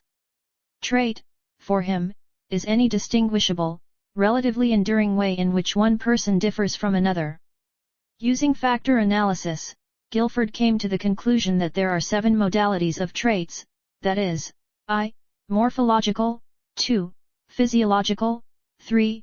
Needs, 4. Interest, v. Attitudes, 6. Aptitudes and 7. Temperament. The first 2 are the somatic traits, whereas the last 5 are behavioral aspects of personality. Guilford emphasized that these modalities should not be regarded as 7 separate constituent parts of personality, but personality must be seen as integrated whole, and these 7 modalities can be 7 different directions from which the whole can be viewed. Guilford also pointed out 3 levels of trait generality: hexic level, primary trait level and type level. Today, the most talked about trait approach to personality is the 5-factor model, FFM, also known as the Big Five. As its name implies, according to this model there are 5 broad personality factors, each of which is composed of constellation of traits. Based on his own researches as well as researches of others, Goldberg pointed out that it is possible to prepare a model for structuring individual differences among traits of personality. Big Five was meant to refer to the finding that each factor subsumes a large number of specific traits. In fact, the Big Five are almost as broad and abstract as Eysenck's superfactors. Those Big Five dimensions of personality, using the names assigned by M.C. Cray and Costa, 1987, are extroversion, E. Neuroticism, N. Conscientiousness, C. Agreeableness, A. Openness, O. First letters of the Big Five dimensions can be reordered to spell out the word ocean, an easy way to keep them in memory. For assessing these Big Five dimensions, Goldberg, 1992, has developed a questionnaire named Transparent Bipolar Inventory. Still another much more popular questionnaire to assess Big Five has been developed by Costa and McRae, 1992, named as the Neo-Personality Inventory, NEO-PIR. Originally, this inventory assessed only N, E, and O, but later on the other 2 factors such as A and C were also included. 2.5 Unit End Questions 1. Make distinction between individual traits and common traits. Following Allport, discuss the different types of individual traits and their importance in predicting human behavior. 2. Explain viewpoints of Cattell regarding traits as being one of the determiners of human behavior. 3. Do you find Eysenck's type trait hierarchy a satisfactory explanation for making prediction about human behavior? 4. Discuss the different trait modalities as outlined by J.P. Guilford for understanding and predicting human behavior. 5. Discuss the role of five-factor model in understanding human behavior. 6. Do you find trait perspective a satisfactory explanation for explaining personality? Give reasons. 2.6 Suggested readings Zimbardo, P.G. and Weber, A.L., 1994. Psychology, HarperCollins Barron, R.A., 2005. Psychology, Pearson Education St. J.W., 2006. Psychology, Essentials, Tata McGraw-Hill Wade, G. and Tavares, C. Psychology, Pearson Education. 2.7 Answers to Self-Assessment Questions 1, 1. D. 2, 1. C. 3, 1. B. 4, 1. A. 5, 1. B. 2. B. 2. B. 2. D. 2. C. 2. A. 3. B. 3. D. 3. D. 3. C. 3. B. 4. C. 4. A. 4. C. 4. B. 4. C. 5. B. 5. C. 5. C. 5. C. 5. A. State/trait approaches to personality 39 Personality, Theories and Assessment 40 Unit 3 Assessment of Personality Structure 3.0 Introduction 3.1 Objectives 3.2 Needs and Aims of Assessment 3.3 Methods of Personality Assessment 3.3.1 Interviews 3.3.2 Projective Techniques 3.3.3 Classification of Projective Techniques 3.3.4 Association Technique 3.4 Inkblot Technique 3.4.1 Construction Technique 3.4.2 Completion Technique 3.4.3 Expressive Techniques 3.4.4 The Rorschach Inkblot Technique 3.4.5 The Holtzman Inkblot Test 3.4.6 The TET 3.4.7 The Sentence Completion Tests 3.4.8 Limitations of the Projective Tests 3.5 Behavioral Assessment 3.5.1 Limitations of Behavioral Assessment 3.6 Personality Inventories 3.6.1 The MMPI 3.6.2 Limitations of Personality Inventories 3.7 Let us sum up 3.8 Unit End Questions 3.9 Glossary 3.10 Suggested readings and references 3.0 Introduction Personality assessment refers to the estimation of one's personality makeup, that is the person's characteristic behavior patterns and salient and stable characteristics. As there are different theoretical accounts of personality, and the question is, how do people find out what kind of personality they have? The methods of estimating or measuring or assessing personality vary according to the theory of personality used to develop those methods.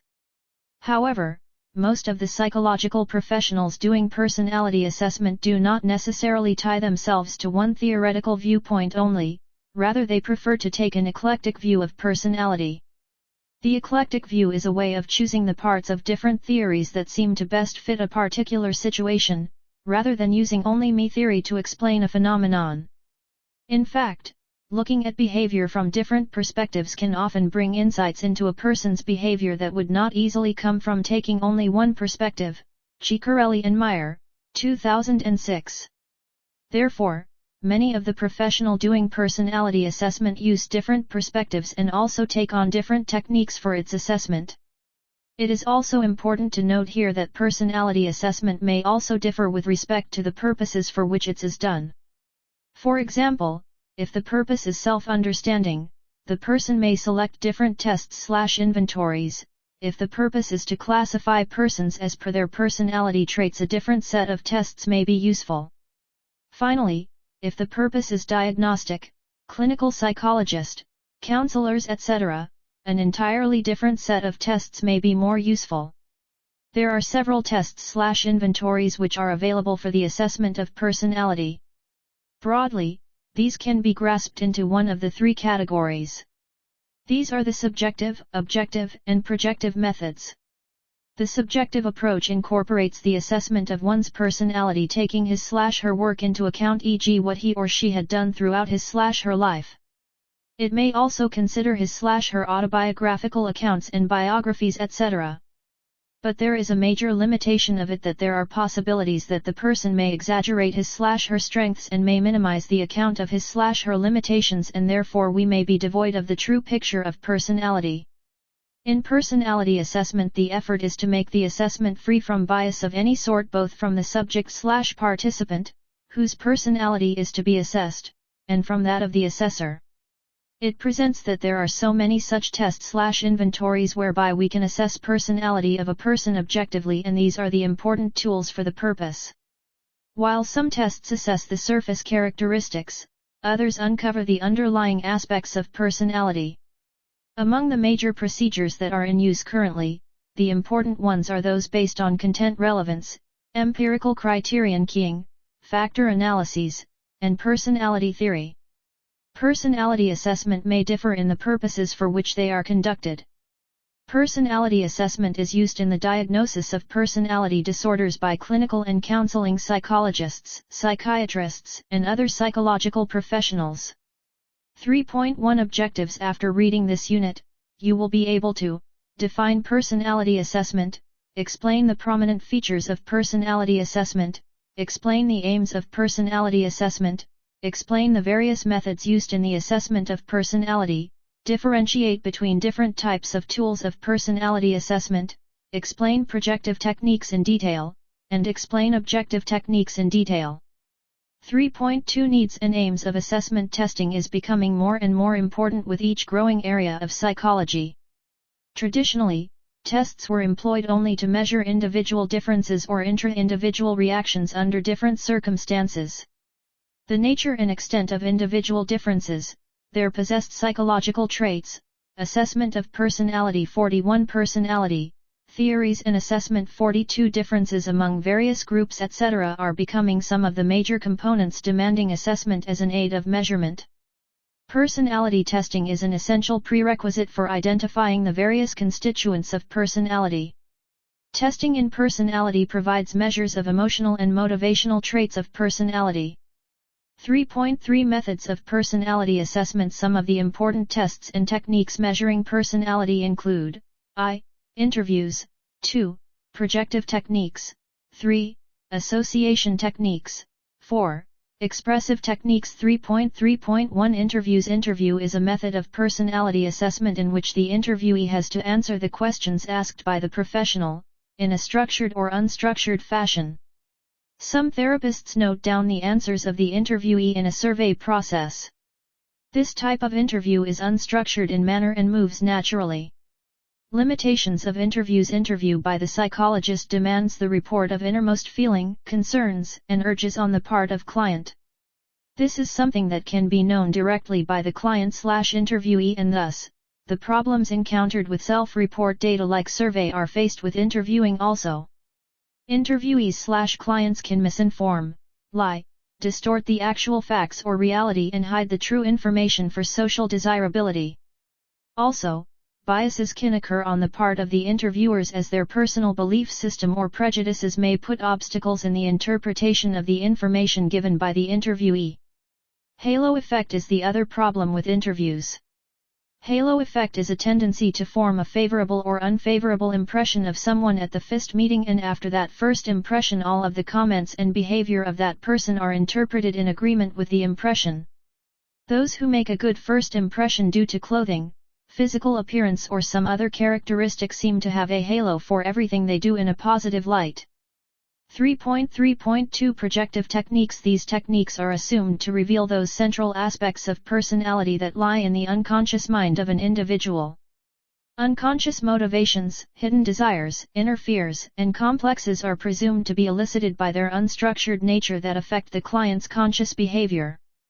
The assignment of a relatively unstructured task is a major distinguishing feature of projective techniques. An unstructured task is one that permits an endless range of possible responses. The underlying hypothesis of projective techniques is that the way the test material or structures are perceived and interpreted by the individual reflects the fundamental aspects of her or his psychological functioning. In other words, the test material serves as a sort of screen on which respondents project their characteristic thought processes, anxieties, conflicts and needs. Clients are shown ambiguous visual stimuli by the psychologist and are asked to tell what they see in that stimuli. It is presumed that the client will project the unconscious concerns and fears onto the visual stimulus, and thus the psychologist can interpret the responses and understand the psychodynamic underlying the problem of the client. Tests that utilize this method are called projective tests. These tests, besides their function of exploring one's personality, also serve as a diagnostic tool to uncover the hidden personality issues. The history of projective techniques began in the beginning of the 15th century when Leonardo da Vinci selected pupils on the basis of their attempt to find shapes and patterns in ambiguous form. Piotrowski, 1972. In 1879, a word association test was constructed by Galen. Similar tests were used in clinical settings by Carl Jung. Later, Frank, 1939-1948, introduced the term projective method to describe a range of tests which could be used to study personality with unstructured stimuli.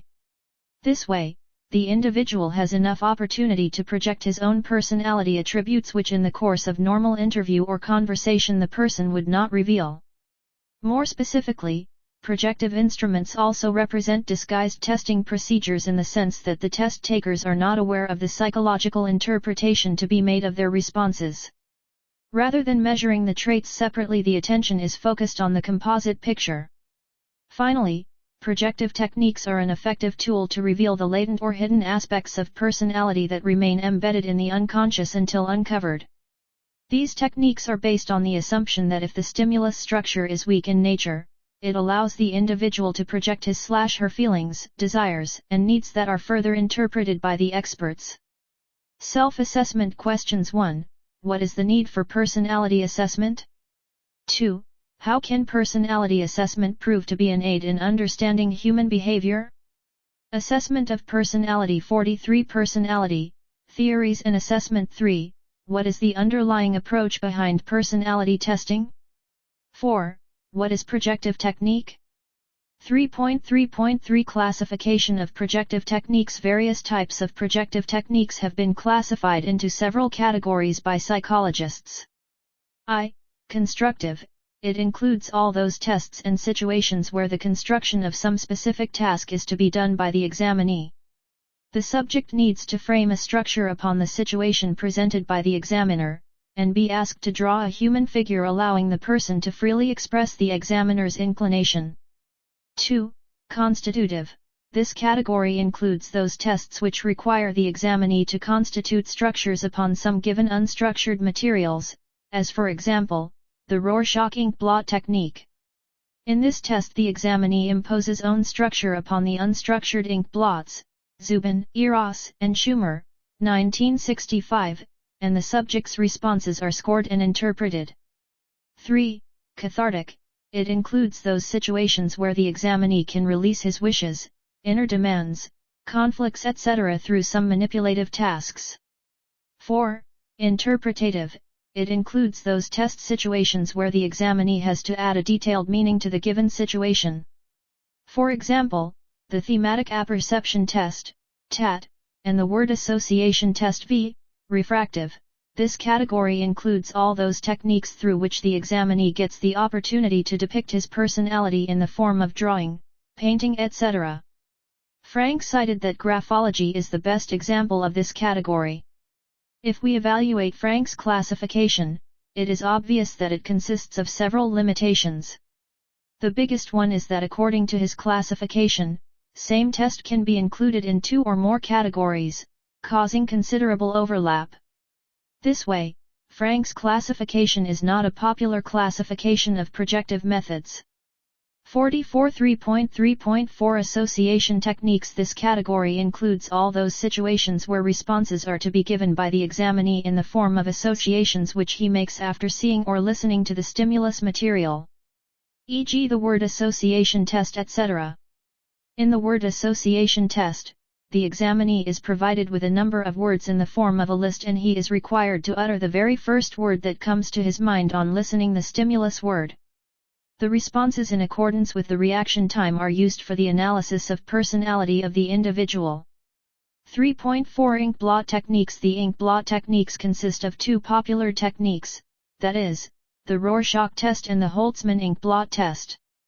In these tests the examinee has to respond to an unstructured situation composed of some ink blots. 3.4.1 Construction techniques. All those situations are included here in which a story is constructed by the examinee on seeing the stimulus material within some given time limit.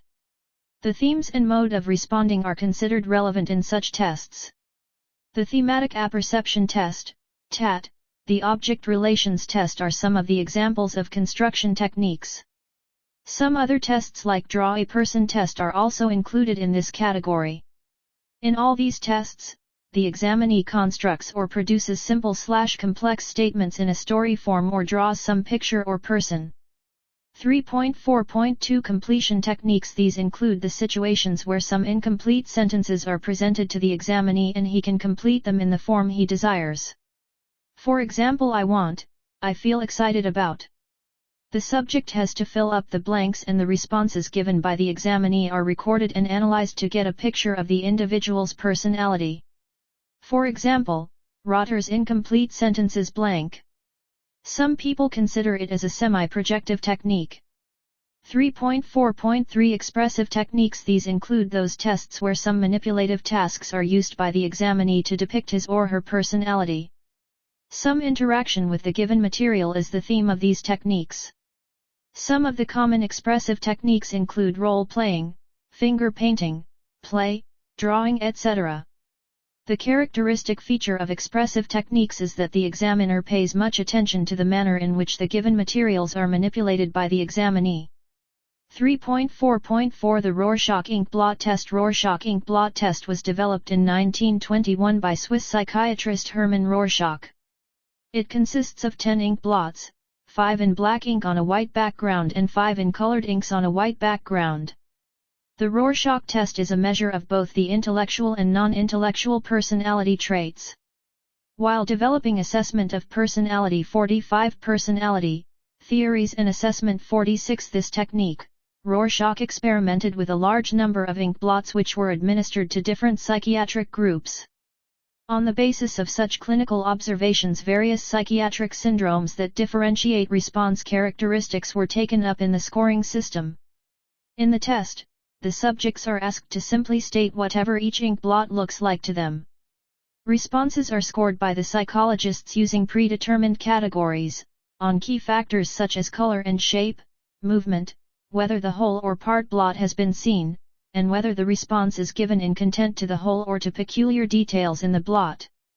These blots are frequently used for personality description, diagnosis of mental disorders and for behavior predictions. Watkins et al., 1995, Wiener, 1997. The whole procedure of the Rorschach test is a combined set of 3 components, viz., performance proper, inquiry, and scoring. Let us deal with each of these one by one. Administration of Rorschach test. The administration of the Rorschach test can be put up in 2 stages as given below. A. Performance proper. The examinee is asked to get seated and rapport is established with him. First plate is then handled to the client with the question, "What do you think this could be?" During the process the examinee needs to be careful about the following things. 1.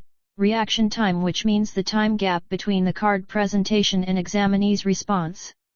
Exclamations and comments are excluded from scoring. 2. The position of the card is also taken account of while examinee is responding and are scored as V. Depending on the direction in which the card is turned. 3. The responses are recorded verbatim for the reason that the examiner can read it and analyze the same effectively.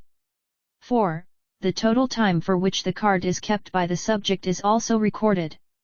The time lapsed between the presentation of the card and the first response the subject gives is called the reaction time.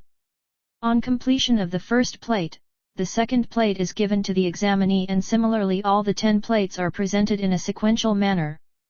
The total number of responses is also termed as response productivity ratio and is coded as R. On a Rorschach protocol, for most adults the score varies from 15 to 30. Vague and uncertain response by the examinee is noted down to be clarified in the second stage of administration, that is, the inquiry stage. Inquiry: it is the second stage of administration of the Rorschach test. It is taken up after obtaining responses on all the 10 cards during performance proper. The basic purpose of conducting inquiry is to collect all the necessary information for the accurate scoring of the responses. Here, a location sheet is presented before the examinee and he is asked to locate the part on the basis of which he has responded, so as to maintain a permanent record of the area of the blot used by the subject in responding. The questions framed for the inquiry stage are based on the examiner's skill and expertise. Scoring of Rorschach test: the major differences among the various scoring systems of the Rorschach test flourished in 1930s to the 1960s. There is also the focus of concern for Rorschach interpretation based either on the content of the responses or on their formal characteristics, such as location, determinants, form quality, and the various quantitative summaries derived from the responses, that is, the content. Scoring of location is important.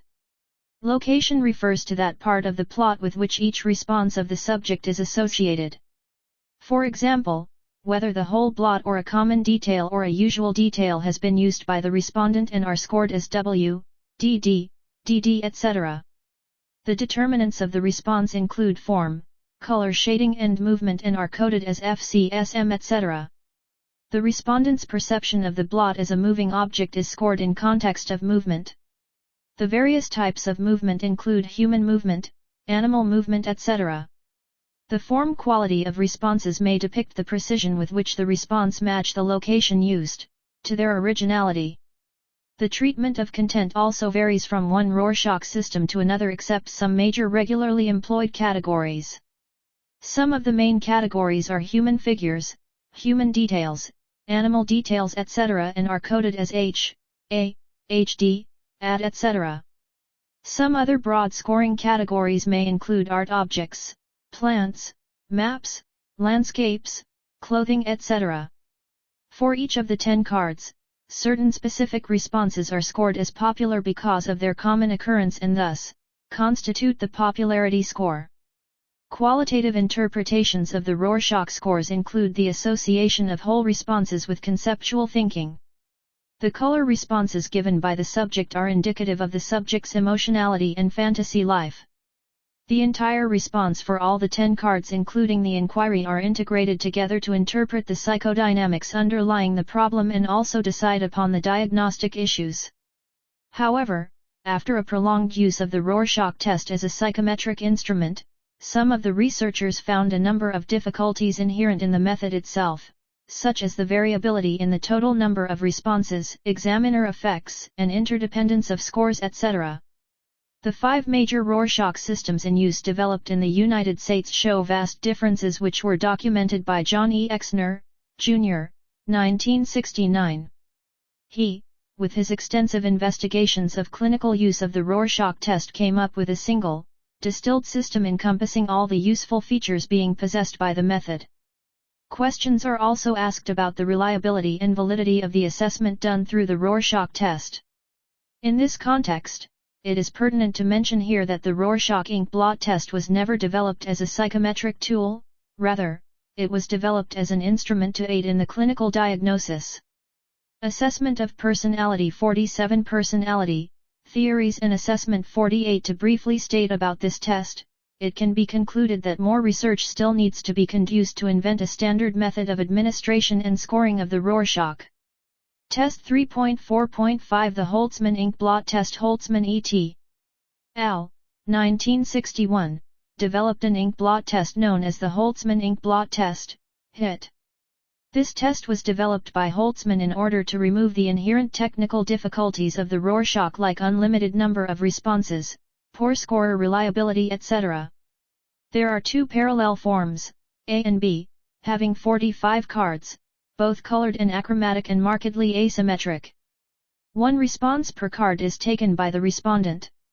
Each response is followed by a two-fold simple question: where was the percept represented in the blot and what the percept suggests about the blot.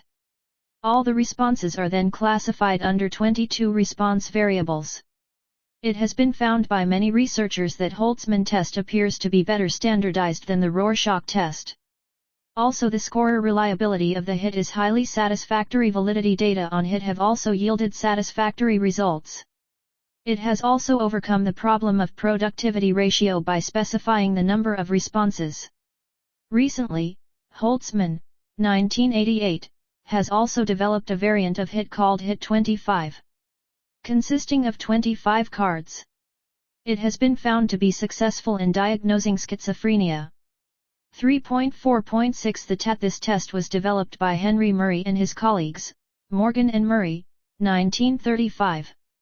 The thematic apperception test, TAT, consists of 20 pictures which are all black and white. The people depicted in the picture are deliberately drawn in ambiguous situations. After showing the picture, a story is to be told by the client about the person or people in the picture. They have to say what is happening in the picture, what has caused the event and what could have taken place in the past and what would happen in the future. The story narrated by the client is interpreted by the psychologist, who tries to look for revealing statements and projection of the client's hidden emotions onto the characters in the pictures. In the original interpretation method of TAT scores, the examiner first determines who is the hero, the character of either sex with whom the respondent presumably identifies himself or herself. The content of the stories is then analyzed in reference to Murray's list of needs and press. Achievement, affiliation, and aggression are the examples of needs, whereas press refers to environmental forces that may facilitate or interfere with need satisfaction. However, TAT has been used extensively in the research of personality, but the high variations in administration and scoring procedures associated with TAT has made it quite difficult to investigate the psychometric properties of the TAT. Nevertheless, the value of thematic apperception techniques has been confirmed, and also the clinical utility of various versions of the TAT both for traditional and specific applications have been established. 3.4.7 The sentence completion tests. Other than these two well-known projective tests, there are some other types of projective tests which include sentence completion test, draw a person test, and house tree person test. In the sentence completion test, verbal material is used. Various incomplete sentences are given to the subject to complete them. Some of the incomplete sentences are like example given below: I feel very, I wish my mother. The subject is asked to complete the sentence the way he/she desires. In the draw a person and house tree person, the client is supposed to draw the named items on a white sheet. 3.4.8 Limitations of the projective tests. Projective tests are basically subjective in nature, and the interpretation of the answers of clients needs deep analytic and artistic traits. Reliability and validity related problems always exist in projective tests. There are no standard grading scales for projective tests. Person's varying mood may decide the person's answer, which may vary considerably from one day to another. Some situational variables like the examiner's physical characteristics are likely to influence the responses on projective techniques. It has also been seen that the changed instructions on the part of examiner also influence the examinee's scores on projective techniques to a great extent. Finally, in the words of Eysenck, 1959, projective techniques can be summarized as those in which the relationship between projective indicators and personality traits have not been demonstrated by any empirical evidences. A number of evidences show that most studies of projective techniques are guided by methodological flaws and are ill-designed. Projective techniques are not guided by any consistent, meaningful, and testable theories. There is no evidence showing a relationship between global interpretation of projective techniques by experts and psychiatrists. Generally, projective techniques have poor predictive ability regarding failure or success in various walks of life. Self-assessment questions. 1. Define projective techniques as a tool of assessment. Assessment of personality. 49 Personality, theories and assessment. 52. Explain various projective techniques in detail. 3. Discuss the classification of projective techniques according to various researchers. 4. Critically evaluate various personality testing procedures.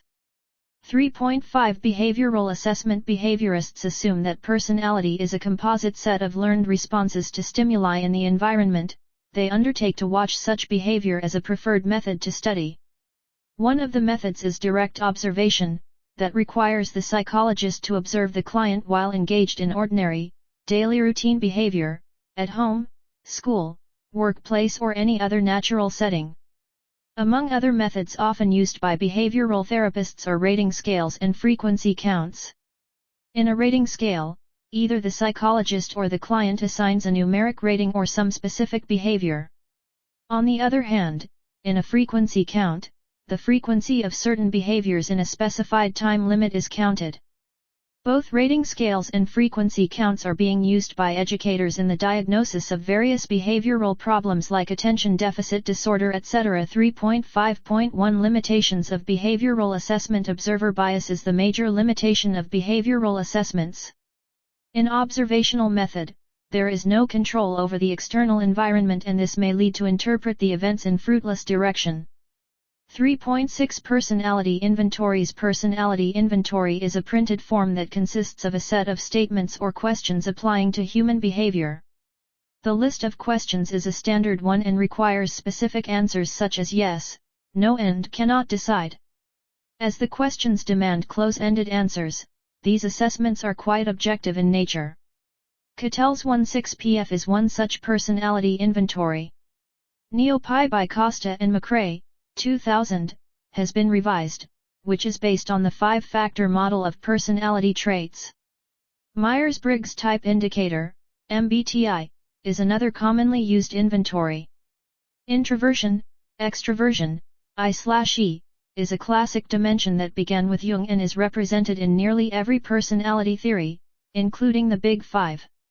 The sensing/intuition, S/I, thinking/feeling T/P, introversion/extroversion, I/E, and perceiving/judging, P/J, are the 4 dimensions that can differ for each individual, resulting in ISTJ, ISTP, ISFP, ISFJ personality types. Possibly, Briggs and Myers, 1998. For example, an ESTJ is an organizer, practical in nature and energetic in activity. An ESTJ is also a good school administrator. Eysenck Personality Questionnaire, Eysenck and Eysenck, 1993, the California Psychological Inventory, Goff, 1995, and the 16 Personality Factor Questionnaire, Cattell, 1994, are some other common personality tests. 3.6.1 The MMPI-2 Minnesota Multiphasic Personality Inventory, version 2, or MMPI-2 is the most common personality inventory. It tests specifically the abnormality inventory. It tests specifically the abnormal behavior patterns in personality. MMPI-2 consists of 567 statements such as I believe I am being plotted against. The answers to the statements must be in true, false, or cannot say. It has 10 clinical scales and 8 validity scales besides various subscales. Each scale tests a particular kind of behavior. Ranging from mild to more serious disorders such as schizophrenia and depression, are assessed using this inventory. Validity scales ascertain that whether the person taking the inventory is responding honestly or not. For example, if one of the statements is I am contented with whatever I have and a person responds true to that statement, gets into suspicion that the person is lying. If several of validity scale questions are answered in this manner, it clearly depicts that the person is not being honest. 3.6.2 Limitations of personality inventories. Personality inventories have certain advantages over projective tests and interviews in the sense that inventories are standardized. Also, observer bias and interpretation bias are not possible due to their objective frame. Inventories are also superior to projective tests in terms of validity and reliability, Anastasi and Orbana, 1997. However, there are some problems with inventories too. Even though good at validity and some people still fake their answers and respond in socially acceptable ways. Also, some people follow a regular course of answering the statements without actually considering them, whereas others may pick statements to answer at random rather than answering each and every statement. Assessment of Personality 51 Personality, Theories and Assessment 52 Though the tasks of personality assessment and measurement is a skilled and sophisticated one, today predictions of behavior are based on measurement of personality. Self-assessment questions 1. Explain the meaning of personality inventories. 2. Discuss the nature of personality inventories. 3. Critically evaluate different personality inventories. 4. Critically evaluate behavioral assessment method. 3.7 Let us sum up all types of personality tests available possess certain difficulties which are both of theoretical and practical in nature. Every approach comes up with certain advantages and disadvantages. However, personality measurement research has gained enough importance. Still, various devices are in the process of improvement. Some upcoming trends in personality testing include increasing evidence of mutual influence between emotional and cognitive traits. Second, development of a comprehensive model relating to human activity subsuming all sorts of basic research on both emotional and cognitive traits. 3.8 Unit End Questions 1. What are the advantages and limitations of using interviews as a tool of personality assessment? 2. How can projective tests be used to explore personality? 3. What are the problems encountered in using projective tests? 4. How can behavioral assessments be used in personality testing? 5. What are the different kinds of personality inventories used in personality assessment? 5. How can further research in personality testing prove useful in enriching the existing personality assessment procedures? 3.9 Glossary Method Interview Halo Effect Projective Tests Rorschach Ink Blot Test Thematic Apperception Test Personality Inventory Procedures of gathering information in any field of study.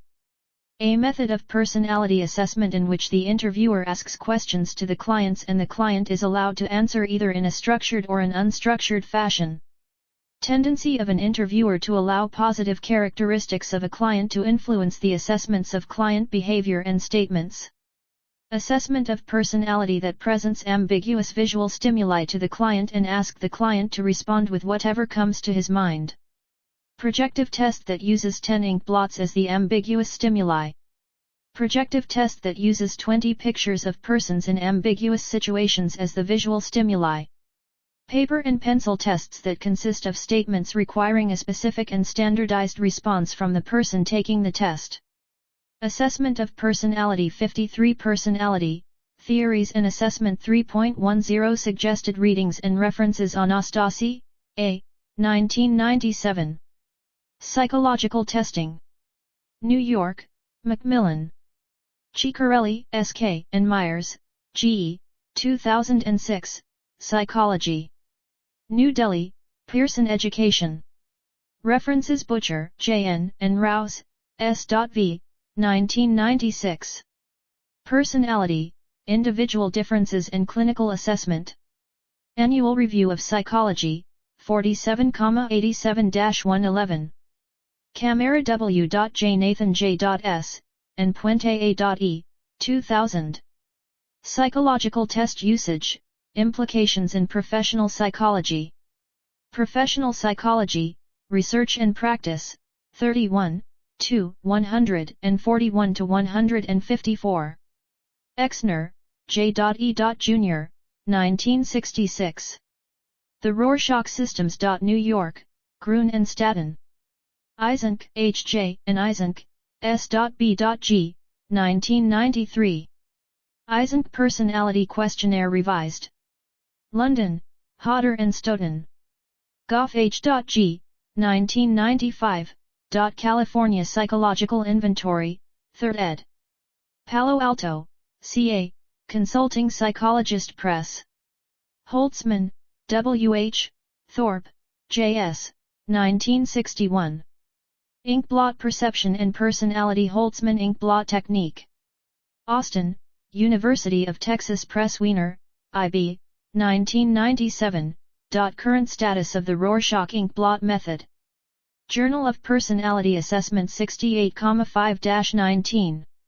54 Unit 4 Key Issues in Personality Structure 4.0 Introduction 4.1 Objectives 4.2 Genes and Personality 4.2.1 4.2.2 Nature vs. Nurture Debate the Nature Theory, Heredity 4.2.3 The Nurture Theory, Environment 4.2.4 Twin Studies 4.2.5 Infant Shyness 4.2.6 Antisocial Personality Disorder 4.2.7 Family Studies 4.3 The Person Situation Controversy 4.3.1 The Behavioral Consistency Controversy 4.4 Interactionist Approach to Situation vs. Person Debate 4.5 Nomothetic Approach vs. Idiographic Approach to Personality 4.5.1 Nomothetic Approach 4.5.2 Idiographic Approach 4.6 Cross-Cultural Issue 4.7 Personality Traits and 5-Factor Model 4.7.1 The 5-Factor Model Across Cultures 4.8 Issues Relating to Theoretical Models 4.9 Let us sum up 4.10 Unit End Questions 4.11 Glossary 4.12 Suggested Readings and References 4.0 Introduction Besides the grand theory in personality, there is much more to be incorporated in the study of personality. There are several issues in the study of personality that have either remained unresolved or are still in the process of resolution. In this unit you will learn about the impact of heredity on personality and the various research studies that have been conducted to ascertain the relationship between these two factors. The unit also gives a glimpse of the heredity versus environment debate and points out the many research work in regard to this area and the conclusions that have been arrived at based on the research.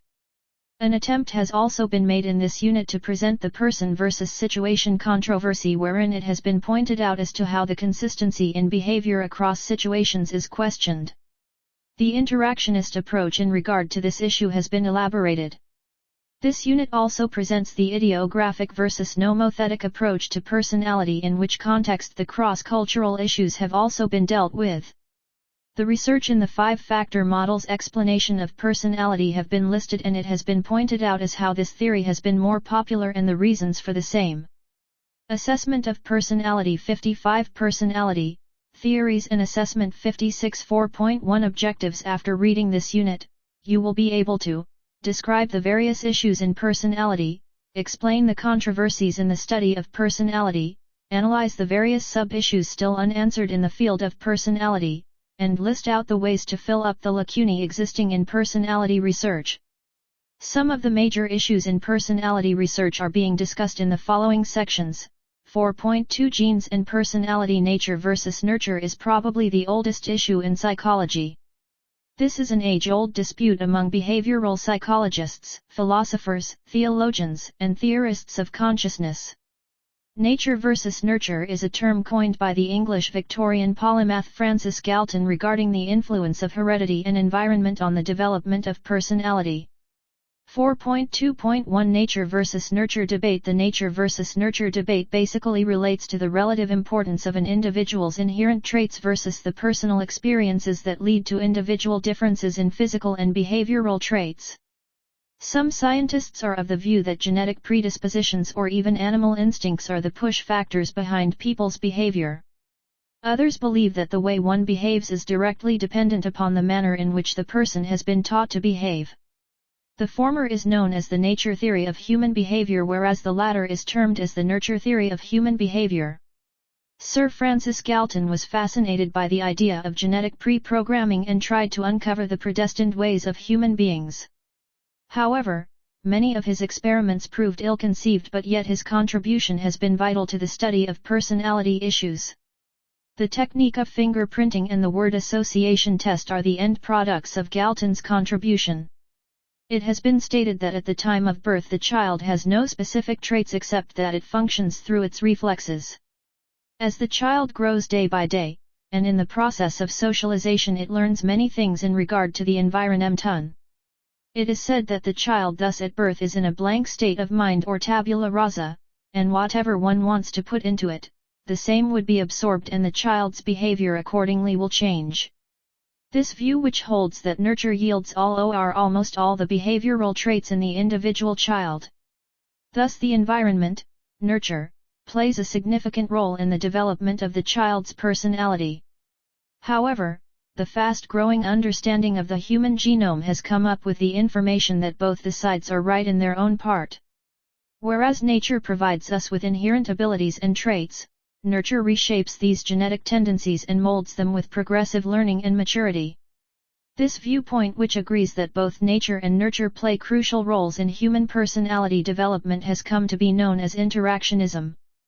4.2.2 The nature theory, heredity. It has been demonstrated by scientists that traits such as eye color and hair color are decided by specific genes that are embedded and encoded in each human cell. The things have been taken a step further by the nature theory that formulates in more recent times. It has also been shown that the more abstract traits such as intelligence, personality, aggression, and sexual orientation are also encoded in an individual's DNA. This has led to the concept of behavioral genes, which can justify criminal acts or criminal behaviors.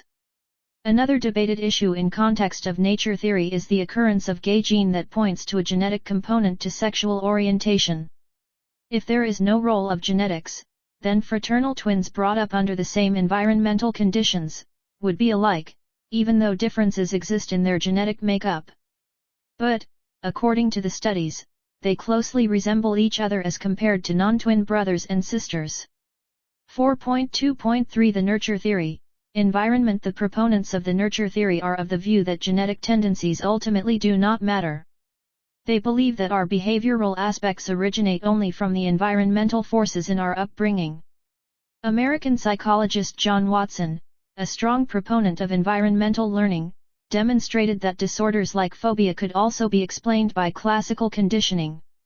Today, known as the father of behavioral science, B.F. Skinner proved that human behavior could be conditioned in much the same way as animals. Even if reared apart, identical twins should have been exactly the same in all respects if environment had no role to play. 4.2.4 Twin studies. Twin studies are an important tool in resolving the nature versus nurture argument. Identical twins or monozygotic twins are siblings who have exact duplicates of their genotypes. They best indicate that whether biological dispositions affect traits and psychopathology in human beings. Fraternal twins, dizygotic twins, share exactly half the number of genes with each other. They are a very good basis for comparison of identical twins. Twin studies usually rely on samples of identical and fraternal twins. Some of the important studies on twins and related findings are presented below. A study was conducted to determine the heritability of attitudes among twins, as well as the genetic variables, such as intelligence, that can play a role in affecting the attitudes among pairs of twins. The results of the study showed partial correlation between the attitudes of the participants with their genetic factors. Also, correlation existed between the attitudes related to self-reported perspectives or to activities. For example, the subjects were asked to rate themselves on the key issues in Personality 57 Personality, Theories and Assessment 58 Trait of Sociability through a survey. The trait was correlated with 5 out of 6 attitudes factors that the subjects had towards sociability. It was also found that non-shared environment experiences between pairs are the strongest cause of attitude variances that overshadowed genetic predispositions as well as shared environment experiences. Olson et al., 2001. Non-shared environment refers to a condition in which something in the environment directly affects one twin but no impact occurs on the other at all. Van den Oord, 2000. A Swedish study was conducted to measure personality traits of extroversion and neuroticism among the twin pairs, impulsivity trait, and family environment and socio-economic status. The findings showed that the genotypes and the environment interaction is an important concept in twin studies, as it can also be applied to the way people with the same genotypes might respond to similar environment. Our particular genotype environment, labeled type I, indicates that the environment plays a more significant role with a genotype for low scores on a specific personality trait. It means that individuals with low genotypes for extroversion would also score low on extroversion. Type 2 genotype, that is, the environment interaction, on the other hand, is exactly the opposite of type I. 4.2.5 Infant shyness. An adoption study was conducted to uncover the reasons behind why some infants are open and responsive to attention, some take a bit longer to open up while some others are withdrawn. It is difficult to tell whether babies are shy because of the environment in which they are brought up, as their mothers are shy, or because they inherit the shyness traits from their mothers. Adoptive parents were given questionnaires that asked them to rate their infants on the measure of shyness. The results revealed that in non-adoptive families, the parents with high shyness rates also had shy infants. One significant conclusion revealed that those biological mothers who rated high on shyness had their adopted babies as also shy. This shows some evidence of the effect of a genetic link on family environment. Daniels and Plomin, 1985. 4.2.6 Antisocial personality disorder. Attempts have been made to see whether children who are at risk for antisocial personality disorder develop symptoms in an adoptive family or gets protection against the disorder in such environment. Results have revealed that antisocial personality disorder is more prevalent in adopted children having biological risk factors. Results further revealed that if both the biological parents and adoptive parents come from criminal background, there is high incidence of an element of criminal tendencies in the offspring. For various reasons, the interpretation of the results of adoption studies is very difficult and valid conclusions cannot be made. Genetic factors are simulated when the adoptive family environment is similar to the biological environment. 4.2.7 Family studies, however, not as valid as twin and adoption studies, but still family studies play an important role in resolving the heredity versus environment debate. These are mainly used to identify the degree of risk of developing mental disorders by relatives and other family members. Such studies are mainly used to determine the risk of inheritance of mental disorders to offspring within families. These types of studies are performed using molecular genetic studies where the DNA from the participants' blood samples is taken and the observed behavior is projected. Self-assessment questions. 1. What role does heredity play in the shaping of one's personality? 2. What role does environment play in the constitution of one's personality? 3. Discuss the nature-nurture debate in the study of personality. 4. How do genes affect the psychopathology of behavior? 5. What does the genotype-environment interaction convey regarding personality? Key issues in personality. 59 Personality, Theories and Assessment. 64.3 The person-situation controversy. The person-situation debate was sparked off by a prominent book by Mischel in 1968, in which the trait approach to personality was targeted. According to Mischel, the traits when rated, do not predict the actual behavior. Opposed to Mischel's view, Epstein, in 1983, argued that although traits do not predict single behavior, they are good at predicting aggregates of such behaviors. Brody and Ehrlichman, 1998, devised the following hypothetical study to test whether traits are good at predicting behavior across not only in the same situation, but also across different situations. For this, the following steps were taken. Step 1. Obtained measures of behavior for a group of individuals in each of 20 situations that were assumed to be relevant to the trait of conscientiousness. Step 2. Assumed further that each individual has been observed several times in a situation and that the measure of behavior in a situation for each individual is based on an aggregate index of behavior. Step 3. The set of situations was divided into 2 arbitrary groups of 10 each. Step 4. Obtained 2 aggregated indices of conscientiousness for each individual by averaging the person's score for each of the 2 groups of 10 situations. Step 5. Obtained a correlation between the 2 indices. Step 6. Obtained an overall index of conscientiousness for each individual by averaging the aggregated behavioral measures for each of the 20 situations studied.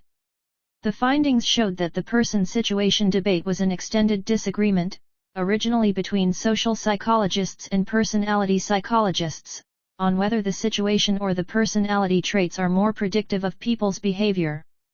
Mischel argued that 1. Literature review shows that personality traits only have a correlation of about 0.30 with how people behave in a given situation, and 2. The cross-situational consistency of behavior is also just 0.20 to 0.30. So, he concluded that situations, rather than personality traits, are better predictors of behavior. These arguments further generated a lot of response from personality psychologists using trait questionnaires for several decades. Those on the side of personality argued that the low personality behavior correlations do not prove that situational variables are more valuable. The actual relationship between personality and behavior was found to be higher than 0.40. Personality is a stronger predictor of behavior across all situations but not a strong predictor of an individual's behavior at a specific time in a specific situation. Personality traits are the most useful psychological tools that predict behavior most strongly. 4.3.1 The behavioral consistency controversy. Departing from the trait approach's view that internal relatively stable forces of personality exert a consistent effect on behavior, another view proposes that no consistent traits are reflected by an individual's responses to any situation, rather traits vary according to the situation. Hartshorne and May, 1928, conducted a classic study on honesty in children. Children were exposed to situations where they could get a chance to behave dishonestly and that too without getting detected. The results showed that the children were not consistent on either of the ends, honestly or dishonesty, but they behaved specific to the situation. It was proposed by Walter Mischel, 1968, 1978, that people can learn to make quite different responses to similar stimuli as per past reinforcements provided to them. So, before deciding a person's response to any specific stimuli, the perceptual and cognitive process should be taken into account. According to Mischel, the significance of situational variables or personality variables should be determined while conducting research in personality. It is basically determined by the strength and weakness of the situation. If everyone makes the same interpretation and draws uniform expectancies to a situation presented to them, then situational variables stand more important. On the other hand, ambiguity in situations represents greater influence of personality variables in behavior. Later on, Mischel, 1985, also proposed that people exhibit consistent modes of responding, implying that consistency appears in situations where people behave inadequately.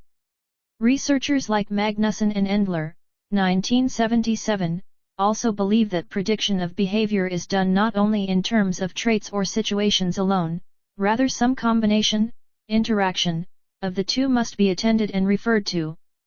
Various theories are now being developed that follow the interactionist approach. 4.4 Interactionist approach to situation vs. person debate. If one formulates that traits and situations interact to influence behavior, then the formula for this could be as given below: behavior equals personality appraisal of the situation. It is an important fact that individual differences exist in personality-situation relationship. High self-monitors try to adapt more to the situation and thus, display less consistency across situations in their behavior. Thus one may state that some individuals show more consistent behavior and that traits do not influence behavior consistently and emerge only in some situations. Another aspect is that whatever people do, it exhibits their traits. E.g., choice of careers, choice of lifestyle, etc. Almost all researches have demonstrated that personality traits exist and are predictive of behavior. Some research has shown the correlation between situations and behavioral outcomes to be ranging from 0.36 to 0.42, which is key issues in personality 61. Personality, theories and assessment 62 almost identical to predictive power of personality traits. How far situations determine behavior even against one's value system is an important issue here.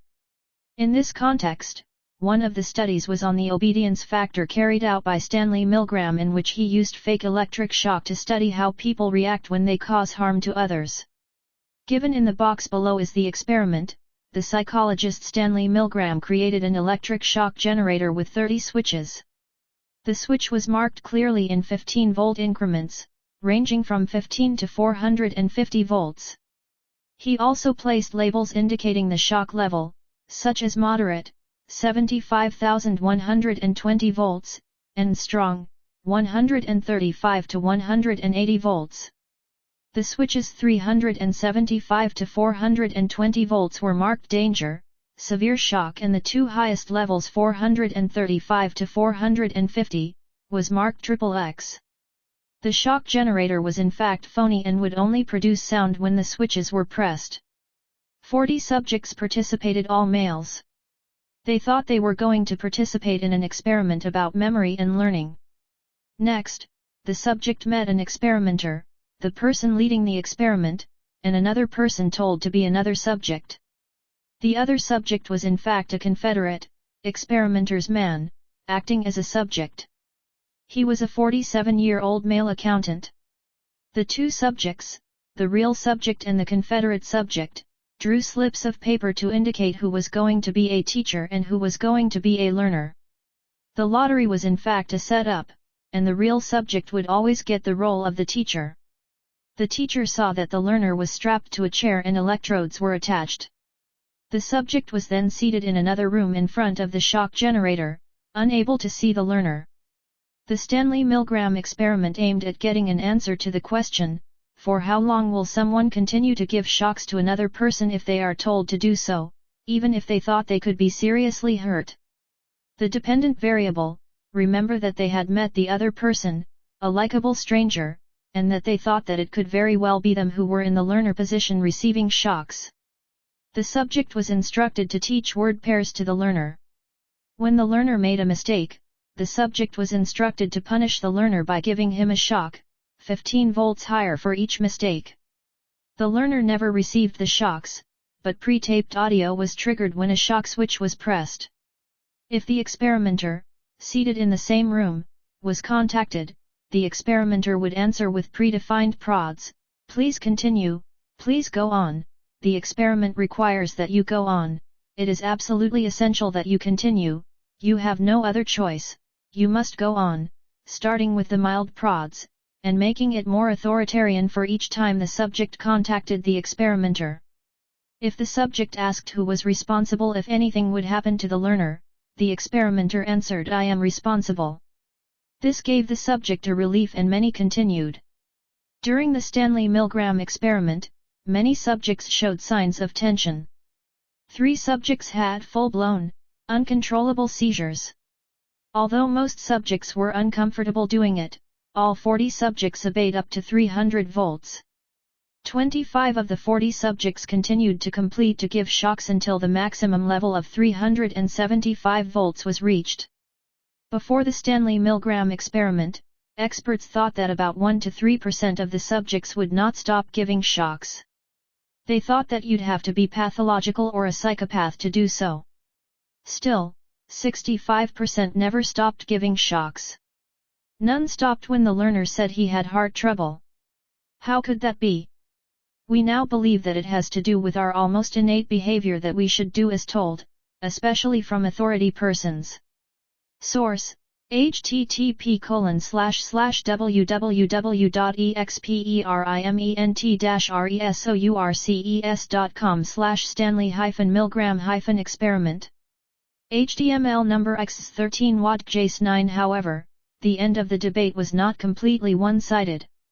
It has also been argued that trait psychologists could still not explain why behavior has low consistency over short periods, remaining at 0.30 ranges.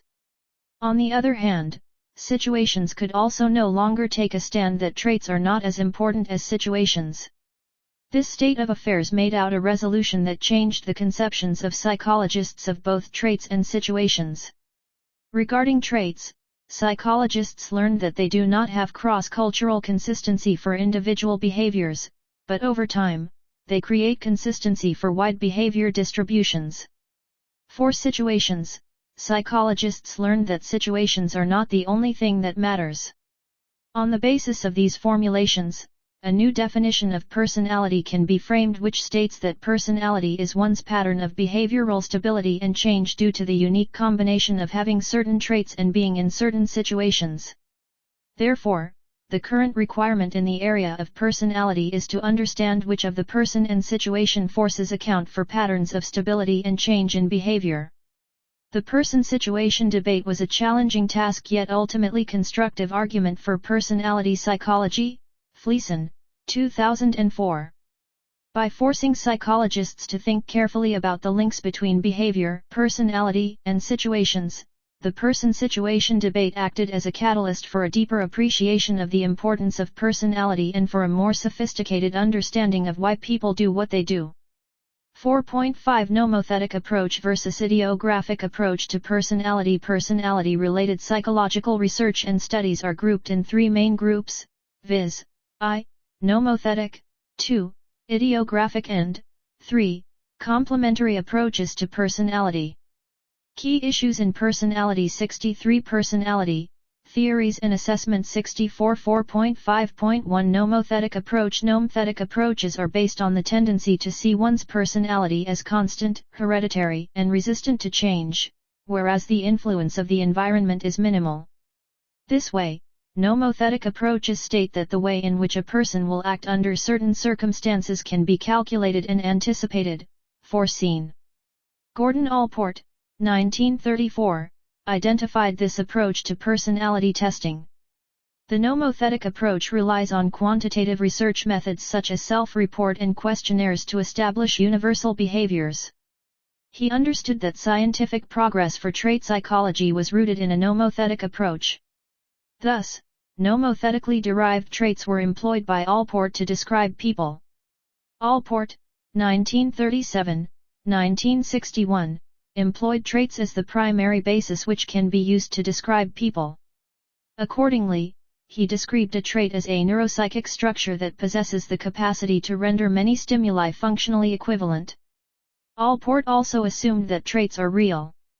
He formulated that traits are distinct and particular to each person and their assessment shall be done uniquely. 4.5.2 Ideographic approach. Allport also promoted another approach named as ideographic approach to the study of personality. Here every individual is regarded as a combined system that can be independently analyzed scientifically.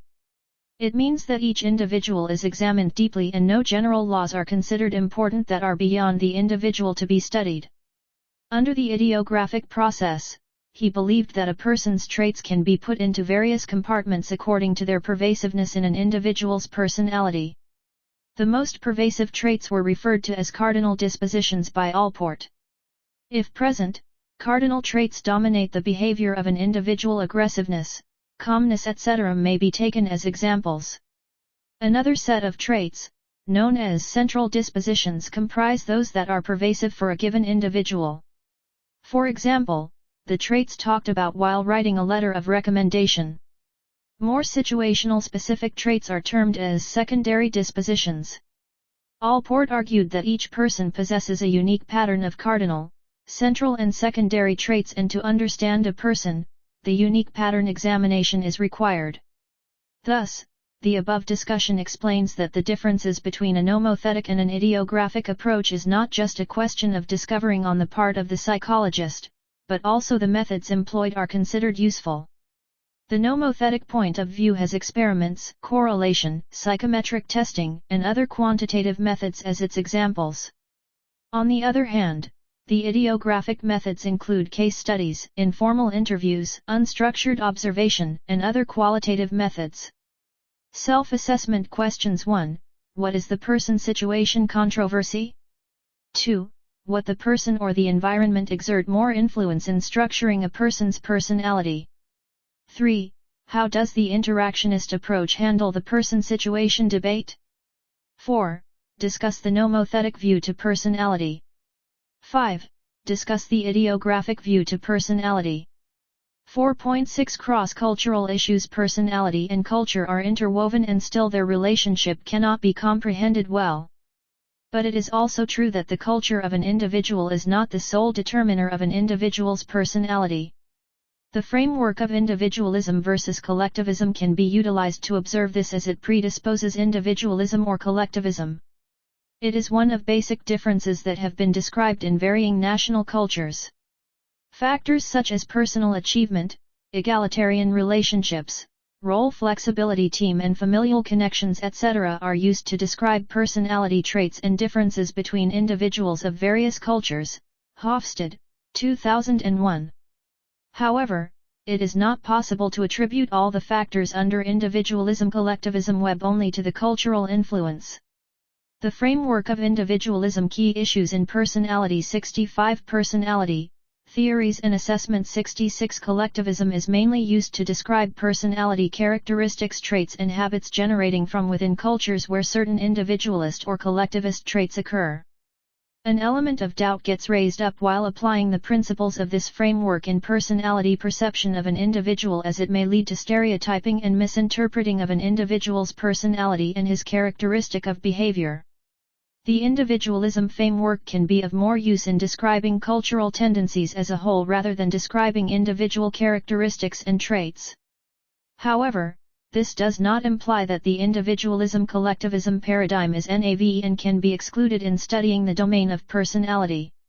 It can be easily inferred from the above discussion that the interplay between personality and culture is quite complex. It is also clear that even in adulthood, personality can be affected by cultural expectations. Simultaneously, this is also to be acknowledged that this individualism-collectivism orientation is not the only determining factor of personality. 4.7 Personality traits and 5-factor model. As defined by McCrae and Costa in 1990, personality traits are the dimensions of individual differences in tendencies to show consistent patterns of thoughts, feelings and actions. Psychologists working in the area of personality like Raymond Cattell, Eysenck have noted that organization of traits can be done in much smaller clusters of similar trait rather than studying each of the 4,000 traits as identified by Allport and Odbert. Thus, a parsimonious structure of traits can help a great deal in personality research.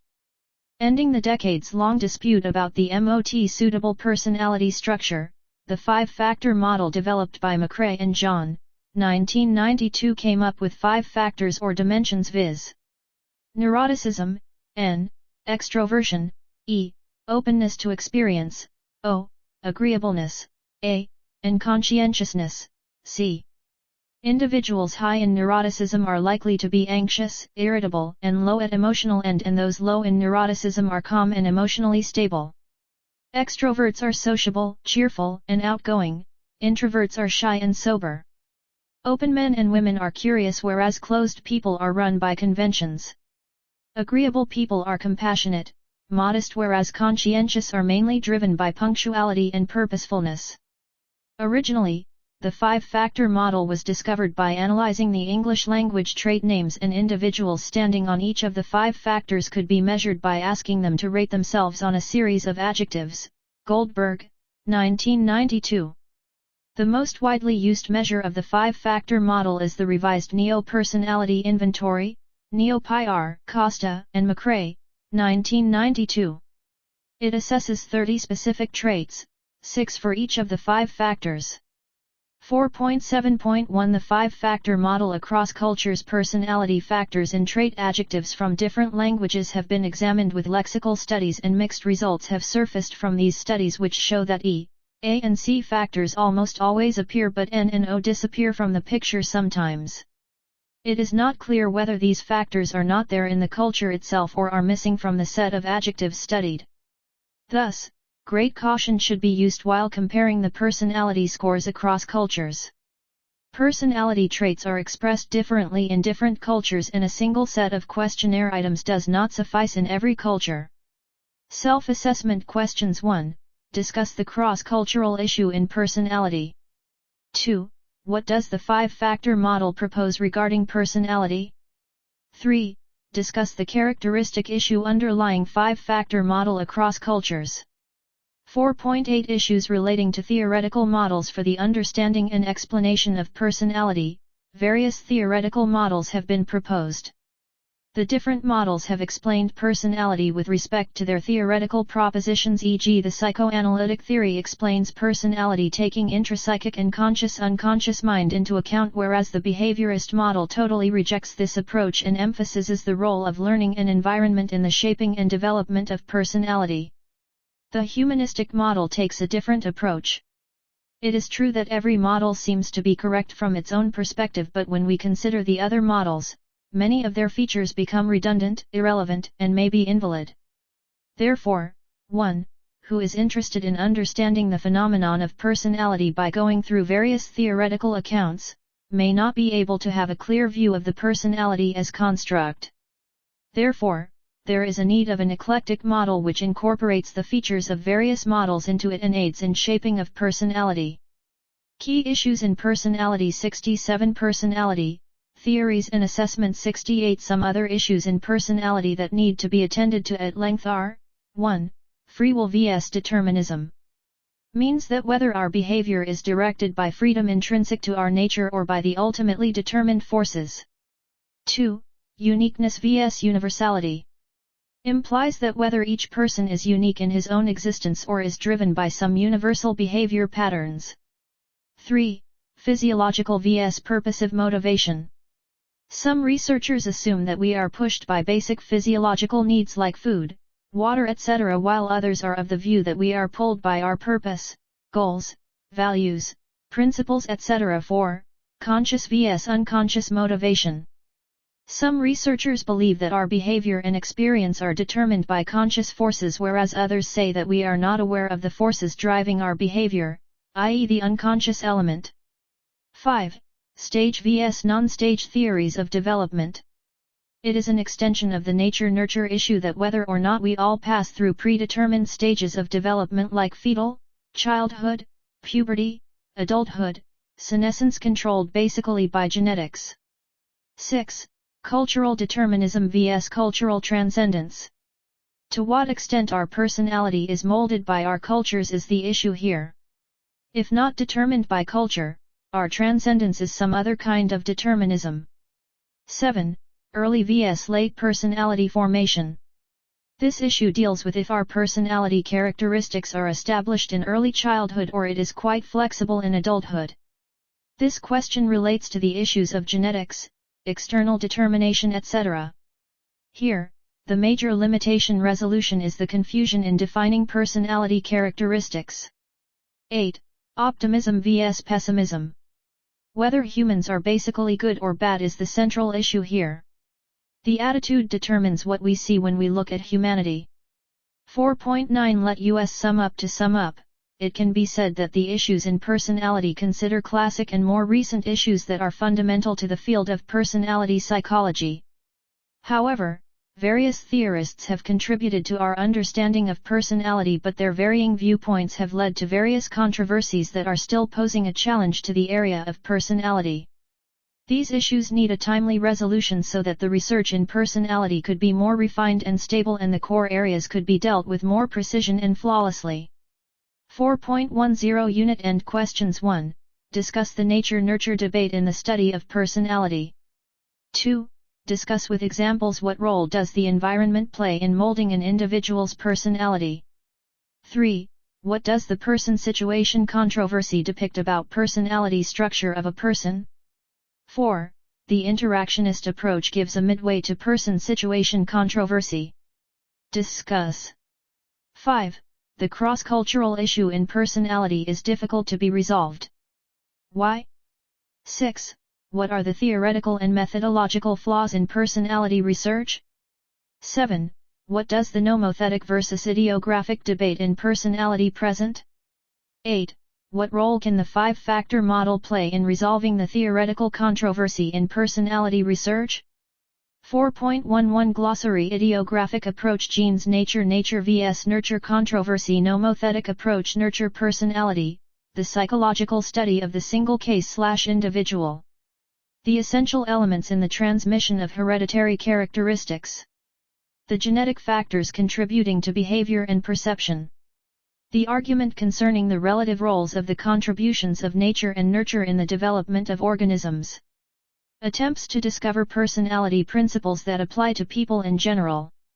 Environmental factors contributing to behavior and perception. The various enduring and distinctive patterns of behavior and thought that are characteristic of a particular person. 4.12 Suggested readings and references Yuan, R.B., 2003. An Introduction to Theories of Personality. New York, Lawrence Erlbaum Associates. Kim, U. and Hako, H. 1994. Individualism and Collectivism, Theory, Method, and Applications. Berkeley, C.A., Sage Publications. McRae, R. and Alec, K. 2002. The 5-Factor Model of Personality Across Cultures. New York, Springer. McRae, R.R., 2002. Neo-PIR data from 36 cultures, further intercultural comparisons.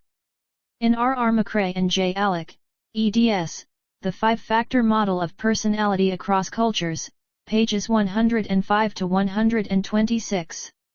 New York, Kluwer Academic/Plenum Publishers. References Alec, J. and McRae, R.R., 2004. Toward a Geography of Personality Traits, Patterns of Profiles Across 36 Cultures. Journal of Cross-Cultural Psychology, 35, 13-28. Key Issues in Personality 69 Personality, Theories and Assessment 70 Allport, G.W., and Odbert, H.S., 1936.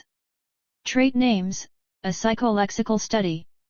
Psychological Monographs, 47, 1 number 211. Black, J., 2000. Personality Testing and Police Selection, Utility of the Big Five. New Zealand Journal of Psychology, 29, 2-9. Blickel, G., 1996. Personality Traits, Learning Strategies and Performance. European Journal of Personality, 10, 337-352. Chung, F.M., and Leung, K., 1998. Indigenous Personality Measures, Chinese Examples. Journal of Cross-Cultural Psychology, 29, 233-248. Church, A.T., 2009. Prospects for an Integrated Trait and Cultural Psychology. European Journal of Personality, 23, 153-182. Costa, P.T. Jr. and McRae, R.R., 1992. Revised Neo-Personality Inventory, Neo-PIR, and Neo-5-Factor Inventory, Neo-FFI, Professional Manual. Odessa, F.L., Psychological Assessment Resources. Costa, P.T., Jr., Terracciano, A., and McRae, R.R., 2001. Gender Differences in Personality Traits Across Cultures, Robust and Surprising Findings. Journal of Personality and Social Psychology, 81, 322-331. de Rode, B. and Perugini, M., eds. In Press. Big Five Assessment. Göttingen, Germany, Hagraf and Huber Publishers. Dragons, J.R., Krylova, A.V., Oriol, V.E., Rukavishnikov, A.A., and Martin, T.A., 2000. Personality Characteristics of the Nancy in the Russian Arctic. American Behavioral Scientist, 44, 126-140.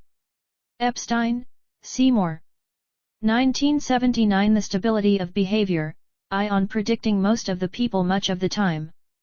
Journal of Personality and Social Psychology 37, 1097-1126. Fleeson, William.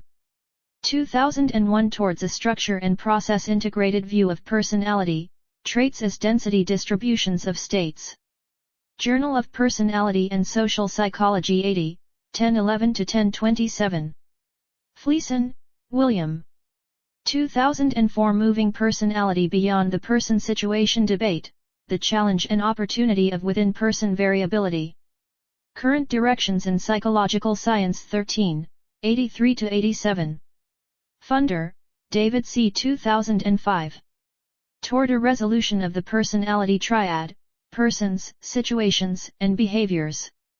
Journal of Research in Personality 40, 21-34.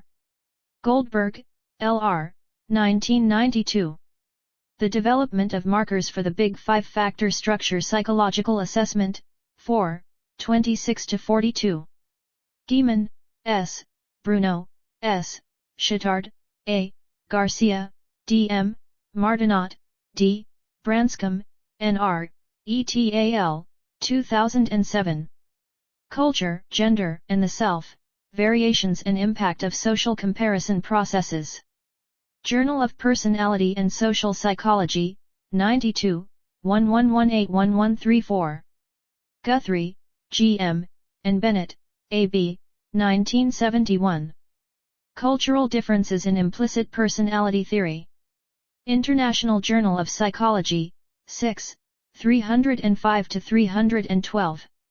Halim, M. S., 2001. Coping and Quality of Life in Indonesian Breast Cancer Patients. Unpublished doctoral dissertation, Catholic University of Nijmegen.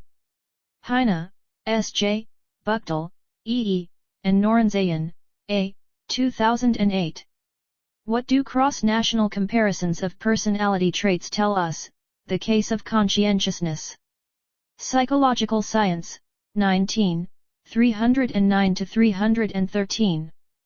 Hofstede, G. 2001. Culture's Consequences, Comparing Values, Behaviors, Institutions, and Organizations Across Nations, 2nd ed. Thousand Oaks, C.A., Sage. Hofstede, G. and McRae, R.R., 2004. Personality and Culture Revisited, Linking Traits and Dimensions of Culture. Cross-Cultural Research, 38, 52-88. Zhang, K. L., McRae, R. R., Engleitner, A., Riemann, R., and Livsley, W. J., 1998. Heritability of Facet-Level Traits in a Cross-Cultural Twin Sample, Support for a Hierarchical Model of Personality. Journal of Personality and Social Psychology, 74, 1556-1565. Jung, C. J., 1976. The Portable Jung. J. Campbell, ed. New York, New York, Penguin Books. McRae, R. R., 2001. Trait Psychology and Culture, Exploring Intercultural Comparisons. Journal of Personality, 69, 819-846. McRae, R. R., and Costa, P. T., Jr., 2003. Personality in Adulthood, A Five-Factor Theory Perspective, 2nd ed. New York, Guilford. McRae, R. R., and John, O. P., 1992. An Introduction to the Five-Factor Model and Its Applications. Journal of Personality, 60, 175-215. McRae, R. R., Terracciano, A., and 78 members of the Personality Profiles of Cultures Project. 2005a, Universal Features of Personality Traits from the Observer's Perspective, Data from 50 Cultures. Journal of Personality and Social Psychology, 88, 547-561. Mischel, Walter. 1968 Personality and Assessment. New York, Wiley. Mischel, Walter, and Yuichi Shota.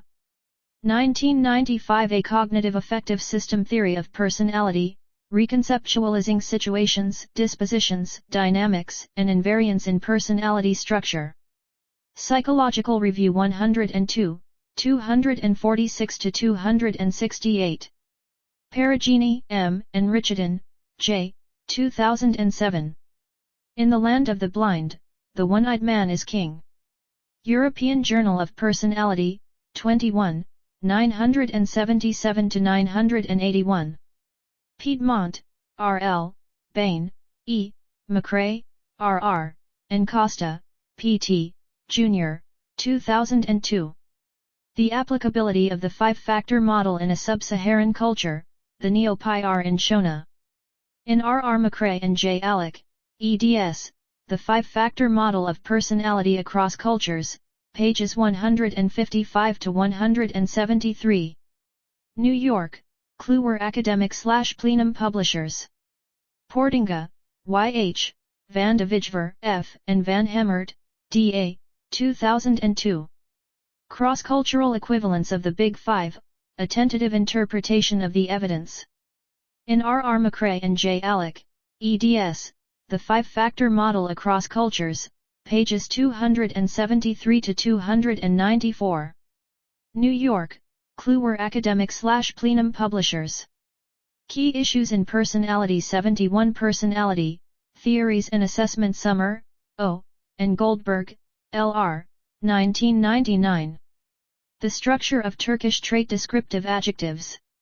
Journal of Personality and Social Psychology, 76, 431 to 450. Terracciano, A., Abdelkalak, A.M., Adam, N., Adamavova, L., AHN, CK, AHN, HN, ETAL, 2005. National character does not reflect mean personality trait levels in 49 cultures. Science, 310, 96 to 100. Tufts, E.C., and Crystal, R.E., 1992. Recurrent Personality Factors Based on Trait Ratings. Journal of Personality, 60, 225 to 251. Original work published 1961, Yang, J, Dai, X, Yao, S, Cai, T, Gao, B, McRae, R.R., and Costa, P.T., Jr., 2002. Personality Disorders and the Five-Factor Model of Personality in Chinese Psychiatric Patients. In P.T. Costa, J.R. and T.A. Whitager, eds. Personality Disorders and the Five-Factor Model of Personality, 2nd ed., pages 215 to 221. Washington, D.C., American Psychological Association. Yang, K.S., and Lee, P.H., 1971. Likability, Meaningfulness, and Familiarity of 557 Chinese Adjectives for Personality Trait Description. Acta Psychologica Taiwanica, 13, 36 to 37. In Chinese, 72.